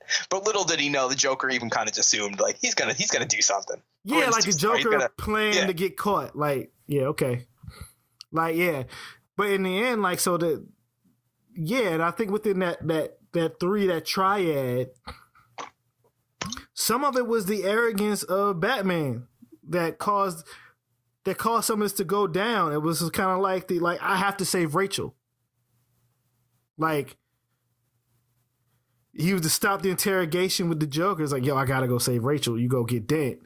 And then the whole thing flipped around. It was just like, even when Batman sees Dent, he kind of like, oh crap. He's like disappointed. Like, he's disappointed. Like, he's not moving as fast as he should. He's kind of like, I wanted to see my bae. Like, I wanted to, you know what I'm saying? Like, I'm going to be the hero. I'm going to save Rachel. She going to pick me. You know what I'm saying? We going to live happily ever after. I'm going to make Dent Batman. And I'm going to go fly off and live like the wealthy playboy I'm supposed to. He saw his Dent all the time. Like, fuck. Like, damn. Like, it's like, yeah, it is his fault. It is his fault. He should have. Well, that's why I never understood why people were so like when the next movie came out and they're like, he just stopped being Batman. Yeah. I'm like, yeah, kind of makes sense. Like, that's like because he's not a terrible person. He realized how much damage it was doing. He's like, I have to just stop. Once the new laws came into effect, like, it was foolish of him to rely on the laws would do what they. Like, you know, like that they wouldn't become corrupt. Yeah, that was foolish. But think of all the things the guy just went through. Like, he just doesn't. He's like, it's not my problem anymore. I'm just a regular citizen. Like, I'm gonna do what I can. That's why he was like, I'm gonna put my money into trying to fix real world problems, things. And like, I'm not gonna play judge, jury, and executioner again. And the crazy, like, to me, I'm like, it makes sense. Like, I never understood why people had such a problem with that. The crazy thing is, it's like my problem with people having a problem with it. It was not only. There's a period of time that happens. They don't say, like, I don't remember them saying exact number of years, but it's like, between the second and third movie? Yeah, like, it's some years. Like 8 years, all right. They don't even say that he stops instantly. So like, he goes a little while and then just like, well, Gordon says on the roof when he's talking to Blake, he says that like 8 years ago this night, and like says we never saw Batman again. But it doesn't necessarily mean he just stopped acting. He might have been out there a couple more years, just on the down low, or maybe tried to take a different persona or something like that. So you don't really know. But yeah, still, like, I don't know, it made sense to me. The dude, like, okay, if they take the influences from Dark Knight Returns, like, you start that story out, Batman stopped being Batman. He's old. He's washed. Like, well, people interpret it as Batman doesn't care about people. I'm like, that's not at all what it's saying. It's saying that he cared too much, because he's like, if this is what started because of me, I have to stop doing this because only bad things happened, and I don't want to do that anymore. I don't want to hurt anybody. And like, I'm like, that's like because he has compassion. It's not because he doesn't care. Yeah.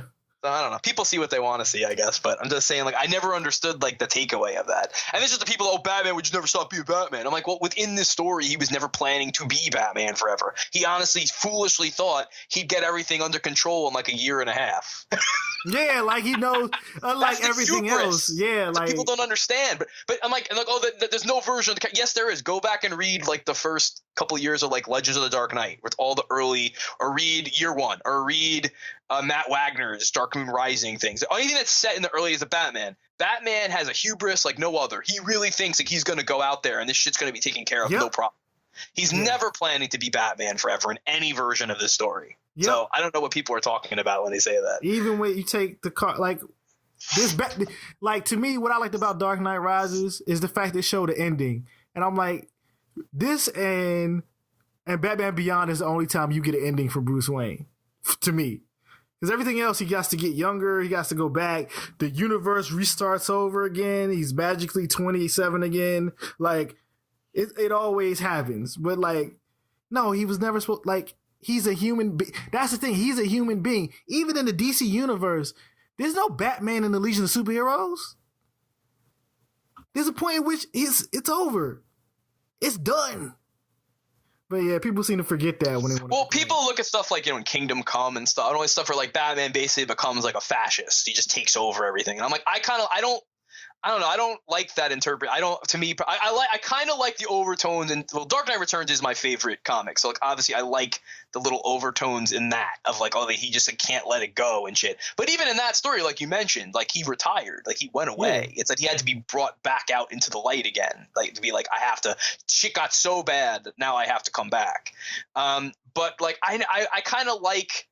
And I like it in Batman Beyond. I kind of like the way they played with it there. And I like that he has Terry, and Terry I think gives him like some humanity again. I think it become like that's an interesting story. It's a great like father son kind of story. Like I really like Batman Beyond a lot. But I'm saying like I kind of like it. This version like doesn't let him become that. Yeah. Like he just doesn't become some like fascist telling everybody what to do, surveilling everybody.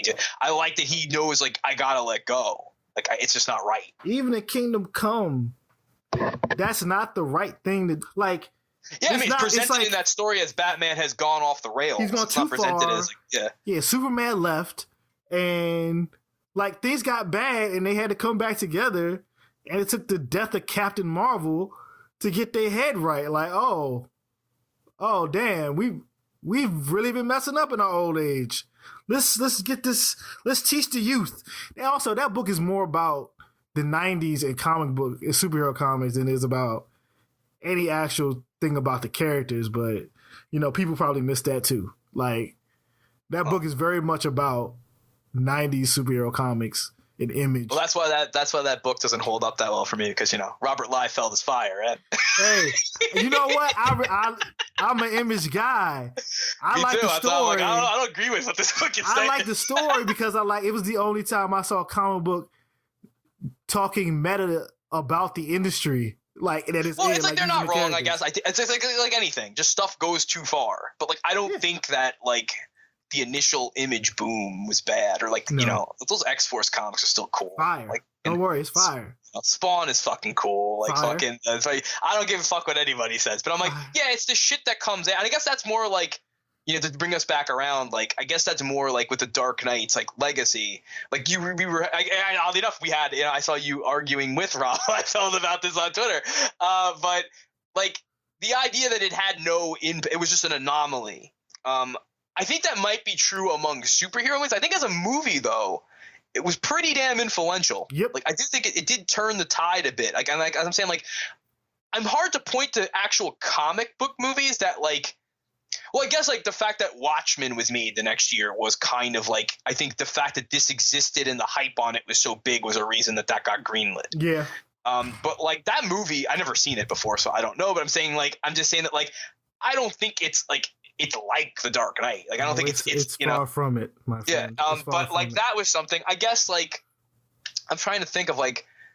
I mean, if you want to say, I guess Man of Steel and Batman Superman are like, you know, they are influenced by it, but Nolan is involved in those movies too. So it's like, of course there's going to be a little bit, but I don't even think those movies are really like his stuff. No, like they're Snyder movies. If you watch Zack Snyder movies, I think maybe Man of Steel is a little bit more because it definitely like it owes a little bit more visually, I think, to Nolan than it does to what Snyder usually does. But like, I'm just saying, but even so, like that's two examples. I'm like, so what are all these movies everyone's talking about when they're like, oh, it was unbearable, the grim dark revolution of what are people talking? What are these movies that were so unwatchable that were these Dark Knight copycat? I still always ask. Nobody ever points me to anything.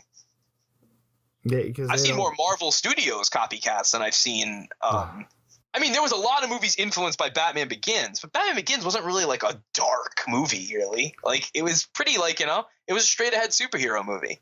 Yeah. Like, so I don't really, I still don't know. The people say we have all these like realistic dark superhero movies. I'm like, well, what are they? Can anybody tell me?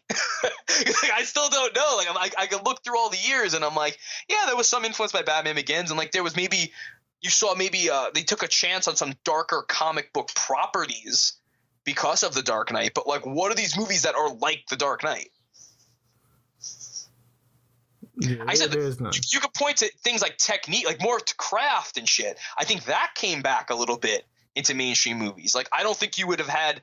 I don't think Mission Impossible: Ghost Protocol would have been shot on IMAX and done and greenlit to have this huge big like we're going to do everything practical and Tom Cruise is going to do his own like we're going to let him do these. So I think that doesn't happen without the truck flip. Yeah. And people being like, how the fuck do we try to top that? But that's craft. That's not them making a movie like The Dark Knight. I mean, I guess Skyfall, I said, is very clearly like The Dark Knight, but don't people like that movie though? It's one of the top. It's my top three. It's in my top three of James Bond movies. But yes, it did very well. Consensus was the culture, at large, loved that movie. They were disappointed the next one wasn't like it. Yeah. So I'm like, okay, if you like that, so that was an influence of The Dark Knight. So clearly you're not bothered by that. I think the newest Mission Impossible is the most one that's felt Dark Knight-ish, but people love that. Yeah, it's amazing. But I'm just saying, so what are all these things? I mean, obviously, I think the fact that people started shooting on IMAX, that was a reaction. I think the fact you started seeing more directors go and try to shoot on film and try to do things practically was a reaction to The Dark Knight. But what is more Hans Zimmer? What? Maybe? Yeah, the fact that everyone ripped the whole fucking sports off and everything. Yeah, that was everyone wanted and that really kicked in with Inception. Everyone wanted their bomb, the Brahm fucking. Yeah. But I'm just saying, so what are these movies that people are talking about? Maybe especially superhero movies. The girl with the dragon tattoo. But that's a movie, though. That's not exactly. There's no superhero movies that looks or feel anything like it. The only thing I think you can feel it from is specifically within big budget cinema when they give filmmakers money, go make a movie. I think people said the what was the Spider-Man movie that came out? They said that was the Amazing Spider-Man. They said that was a Nolanized version. I'm like, it was. Wasn't. Didn't feel that way to me. Other than the fact Spider-Man didn't find the person who killed Uncle Ben is the only Batman-like thing in that movie. And even in these series of Batman movies, he caught the guy. I know. I like that. As he did in the initial Bill Finger fucking stuff. So it's actually more true to the source. Yep. But I was going to say, but I'm like, I keep racking my brain. I'm like, it seems like it's like an easy target. It's an easy thing to put blame on and stuff. And I'm like, nah, you're just lazy. I don't know what you're talking about. They didn't make even. I'm trying to think what's a fucking dark R-rated or something. I mean, the one I can think of is one I actually really like, and it came out the same year as a Dark Knight. I don't think it was influenced. Was Punisher Warzone, which I'm a huge movie. But that's a fucking a B fucking grindhouse fucking movie. Yes. It's not really.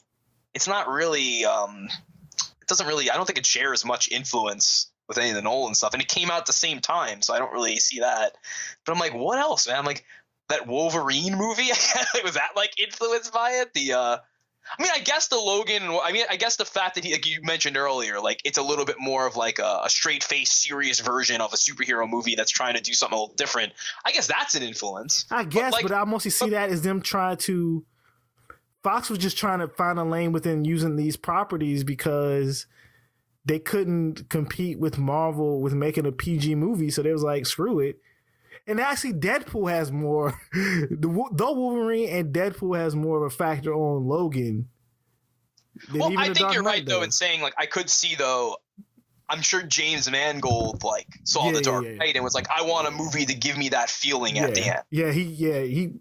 But, on a scene-to-scene basis, though, and I think I'm like, it doesn't share a visual look. It doesn't, I guess the fact that maybe people tried to make superhero movies more maybe aim a little higher, but that's not true. I mean, because the Marvel shit happened fairly quick after that, and the Marvel, at least I feel like they got more and more assembly line as they went on. Maybe you can see something like that Captain America, the first one, that was a decent movie, I think. That had some themes and But even that movie, I kind of lost interest once he was in the costume and shit in the second half. But the beginning of that feels more like Batman Begins though than it does The Dark Knight. So it's I don't really know what people are talking about when they're we were hit with a glutton of dark superhero movies. I guess with Suicide Squad, that's nothing to fucking do with The Dark Knight other than it's made by Warner Brothers. That's it. That's it. That's all they're saying. It's made by Warner Brothers, and they make. And I still think the main thing of it is that Warner Brothers still cares about the director of the movie. Well, not so much anymore. As a seller, yes, they didn't took enough. No, but I'm just saying. I think they've took enough financial hits that they're screw it. All people care about is the franchise. It's just that's all that matters. The franchise. Disney has made it sought that the franchise is what matters most. So I'm okay. Pulling suit with that pretty much.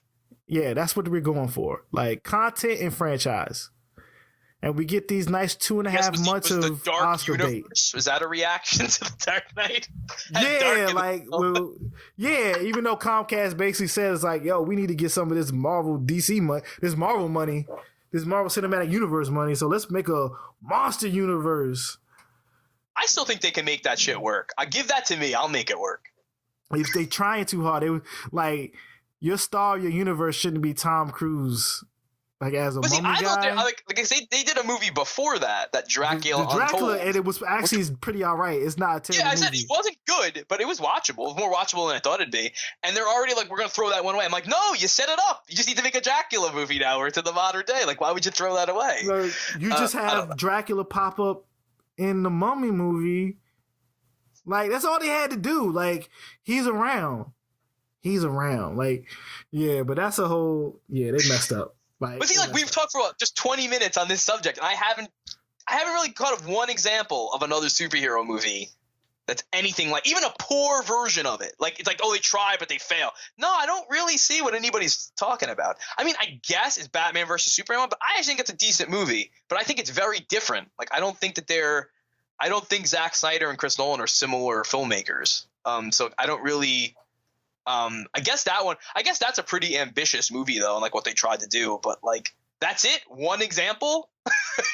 It was only from like 2 years ago. Like, so what are people talking about? Oh, we needed these bright and happy superheroes to save us. We did. I'm like, what were they saving us from? Like, I don't know what people are talking about when they say like we had this glut of dark, gritty superhero movies. Like we did. Especially when Nolan's movies is 3 years long over like. Not even 10 years, like 8 years. Like, I don't know, man. Like, I don't know. It's not the point that I just think geek criticism just wants to just talk to hear itself talk. And I've seen it. It's just like, you guys don't even watch any of the movies that come out in the year if it doesn't have a franchise connected to it. So it's like. Or like one of the people that was in like one of the superhero movies. Yeah. So they can be like, oh, look, it's Iron Man, like in the Old West. You know, it's like, nope, it's an actor that's in a movie. Yes. Yeah. Like, don't give me this. It's like, I call Chris Hemsworth Thor because I just think it's funny and I don't feel like saying his whole name. You don't call him Ghost Man? No. Because that's what I call him. I don't know. But like, when he was in that dope ass movie about indie racing, about like old car races. Oh, Rush? I love that movie. Yeah, almost brought me to tears. I was like, God damn it, Ron Howard, and you making these movies like Cinderella Man that just taps into like male feelings of like competition. But I was like, it's not a Thor movie. And now people might call it, ooh, it's the Thor versus Baron Zemo movie. Like, no, it's about real people. They drove cars. They were great at it. But yeah, everything's got to connect to some type of IP, and it makes me very cynical. But maybe the youth will move past this and they'll be on some other type of stuff. Like when Generation Z or whatever get older, they'll be like, oh, you guys are trash. I am curious, like when the next generation of filmmakers comes up. Because I'm like, this had to be like the movie for like a lot of young kids, like even younger than us. Like this had to be like their Jaws or, I mean, fuck it, it's kind of my fucking Jaws, you know, for this period of time. Like, I don't know of a movie I've watched more than this one in the last, 10 years. I want to know, like how much is this? How much is, let's say, Dark Knight, and then let's say things like Breaking Bad, and like, TV is different. It's not the scale, but how much? Yeah, you're right about that. I didn't even think about TV shows, but you do notice like there is a rap, like people would kill to have the pacing that Nolan, I think, does. And even a show like his, like I was a big fan of Person of Interest, which Jonah Nolan created, and he's also behind Westworld. Yeah, and I like Westworld, but you could tell like there's times where I'm like, yeah, if Chris had fucking done this shit, this would have been like a fucking all timer. Like this was but I'm like, and I found, especially this season of Westworld, I thought was like all over the place, but it's like, yeah, it's like people also assume, because his brother, like they're the same. I'm like, no, they're actually kind of different in how they approach things. They even have different accents. Like clearly, one spent more time in England than the other one. Like, y'all brothers? Like, then why? One is clearly British and you're clearly American. Like, this was time difference between you two for real. Like, But like, yeah, like I still think like the next generation is going to be a mix of some films like this, especially since they can go back. They got the young kids and the younger people have something that even we didn't have, or the people who make films. Like, we could watch videotapes over and over again, then we can watch DVDs over and over again. But they have streaming, so they can just like, they can stream so much stuff at the same time. They can like cross. Or they have YouTube, which is like, I just want to see this one scene from this movie over and over again. It's like, oh, you can probably find it and just watch that over and over again. Watch it over and over and really break it down, and then they can watch people break down scenes.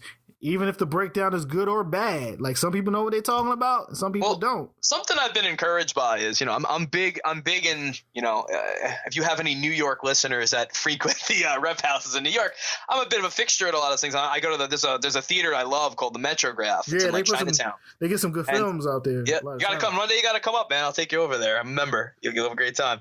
But they're big 35 millimeter theater, and like a lot of their base that comes are pretty young. Like, these are kids like in like 18 or younger, or like, like in college, and like they're coming out to see stuff on film, and they're coming out to see like movies that you don't usually get to see.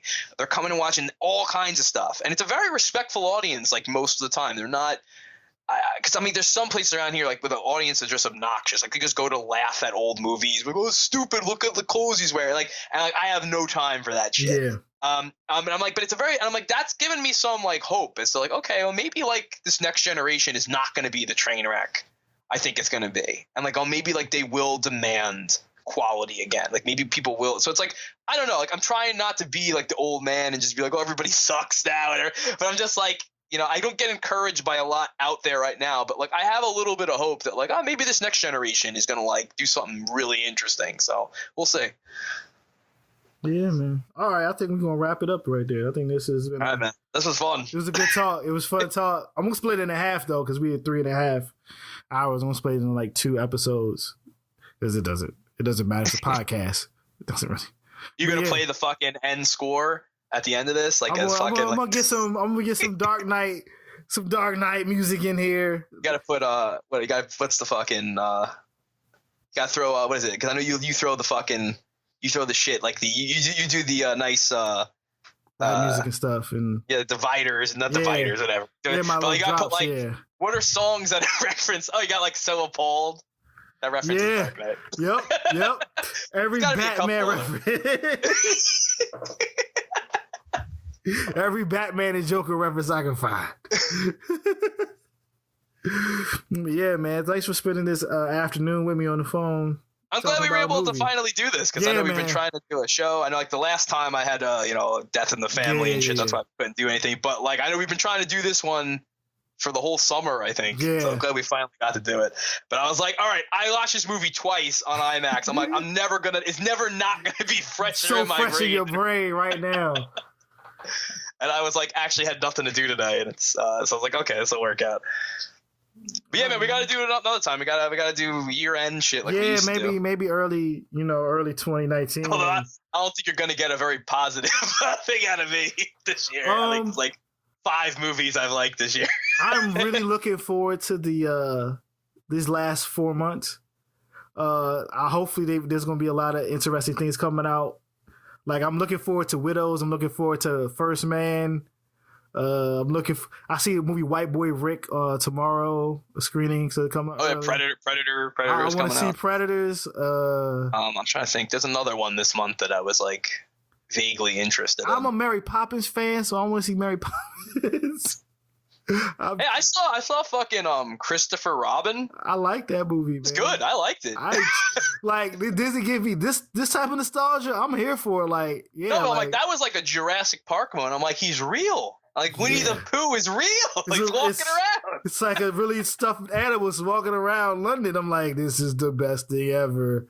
It's funny. I got to go to Alex Ross Perry, who wrote the script for that movie. He's a New York director. I'm a big fan of his. And he did the Metrograph did a members only screening that he hosted where he showed Texas Chainsaw Massacre and this old Winnie the Pooh short. Like he did it as like a double feature because he said like when he was writing the movie, they used to let him come in the Metrograph and just show whatever he wanted to show to himself, like in the early part of the day, because he's friendly with the staff.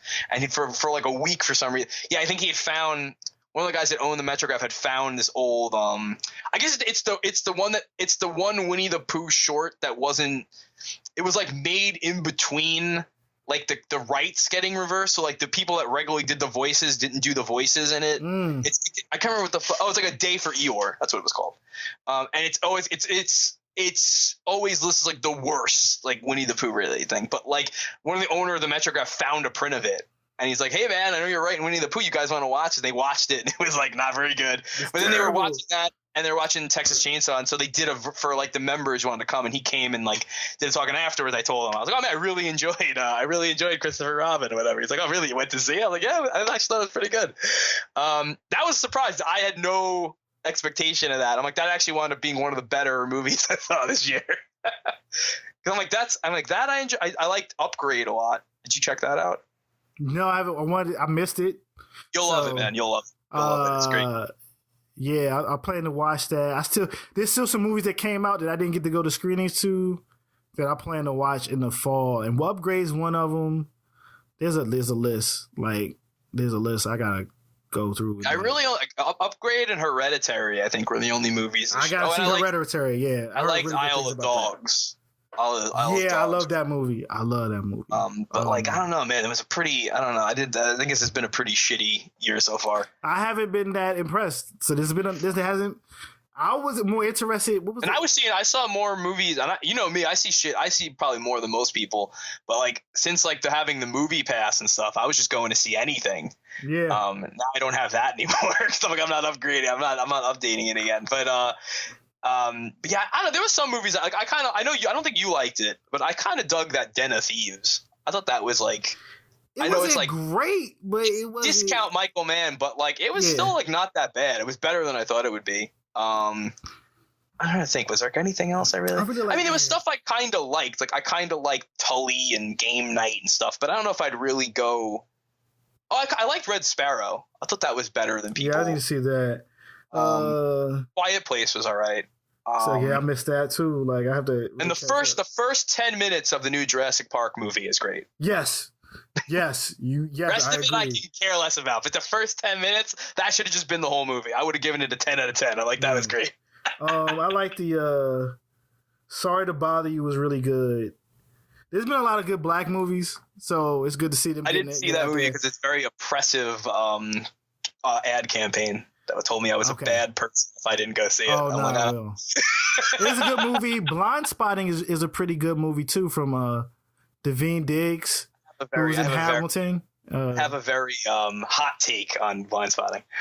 Oh, I enjoyed it a lot, but also like Bay Area stuff. I think that's a case of a movie where like they thought they were making Do the Right Thing, but they were actually making Clerks, and like nobody told them. Oh, I didn't even get Do the Right Thing. I just thought to me it's just like. Well, I just more meaning like they actually had a pretty good like they were actually really good like comedy. Like I thought they were like really good together. Yes. I just thought some of the choices they made in there were a little ill-informed, but I get why people responded to it though. Black Klansman was pretty good. How'd you like the Meg? That's another movie I didn't get a chance to go see in the theaters. Now I got this AMC A-list.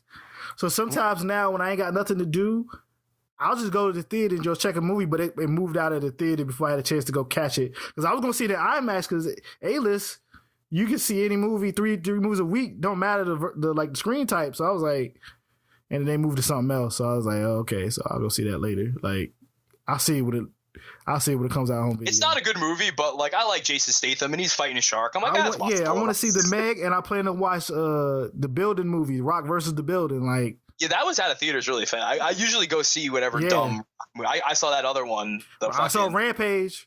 Yeah, hey, fucking delivered on what it promised. There was Rampaging. I watched it in the house, and I'm like, this is a great TV movie. Like, this is great. We're like, I had some pizza. I know a movie. I enjoyed that Teen Titans Go movie quite a bit. It was hilarious. I took my niece to see it. We had a really good time with that. It poked fun and everything. I loved it. And it's like Mission Impossible. I liked a lot. Like we mentioned. Yeah, he tried to kill himself. I think Mile 22 was more interesting than I think people. Mile 22 is weird because it's like they wanted to like. It's like I feel like they saw the raid. Like it feels like Marky Mark and what's his name, the director, Peter Berg. Like they saw the raid and they were just talking like, yo, we gotta go do a movie with this guy in the raid. And it's basically, that's what the movie feels like. It's not great, but it's also entertaining. Like I'm like, listen, it's watched. That's where I'm at now at most movies. I'm like, was it watchable? All right. Like that's like same thing like that new Death Wish and shit. Like it's not a good movie, but pretty watchable. Like, you know, like most, that's where I'm at with like most things now. Like I'm not expecting anything to like blow me away anymore. Yeah. And I'm like, all right, that was like watchable. So, all right, fair enough. That Peppermint movie is kind of not watchable. Well, I wasn't even going to venture. No, not even. Like, real talk, it's really literally like, it's a white lady killing Mexicans for like 80 minutes.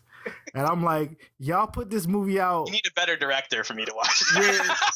We put this out when like Trump is talking about people being. It'd still be like, all right, let's see the slaughter. Yo, if it was John Woo, if it could be racist as hell, I'm like, yo, this is gonna be fire though. Like, that's gonna like, she's gonna be doing all types of stuff. There's gonna be pigeons and doves and hawks and every type of thing gonna be coming out. But you know, it's nah. I have hopes that White Boy Rick is gonna give me a good performance tomorrow. Like, at least I'll see some chewing up the scenery. Last thing, like McConaughey, I'll pretty much just watch it. Like, yeah, man, he gonna be chewing up the scenery.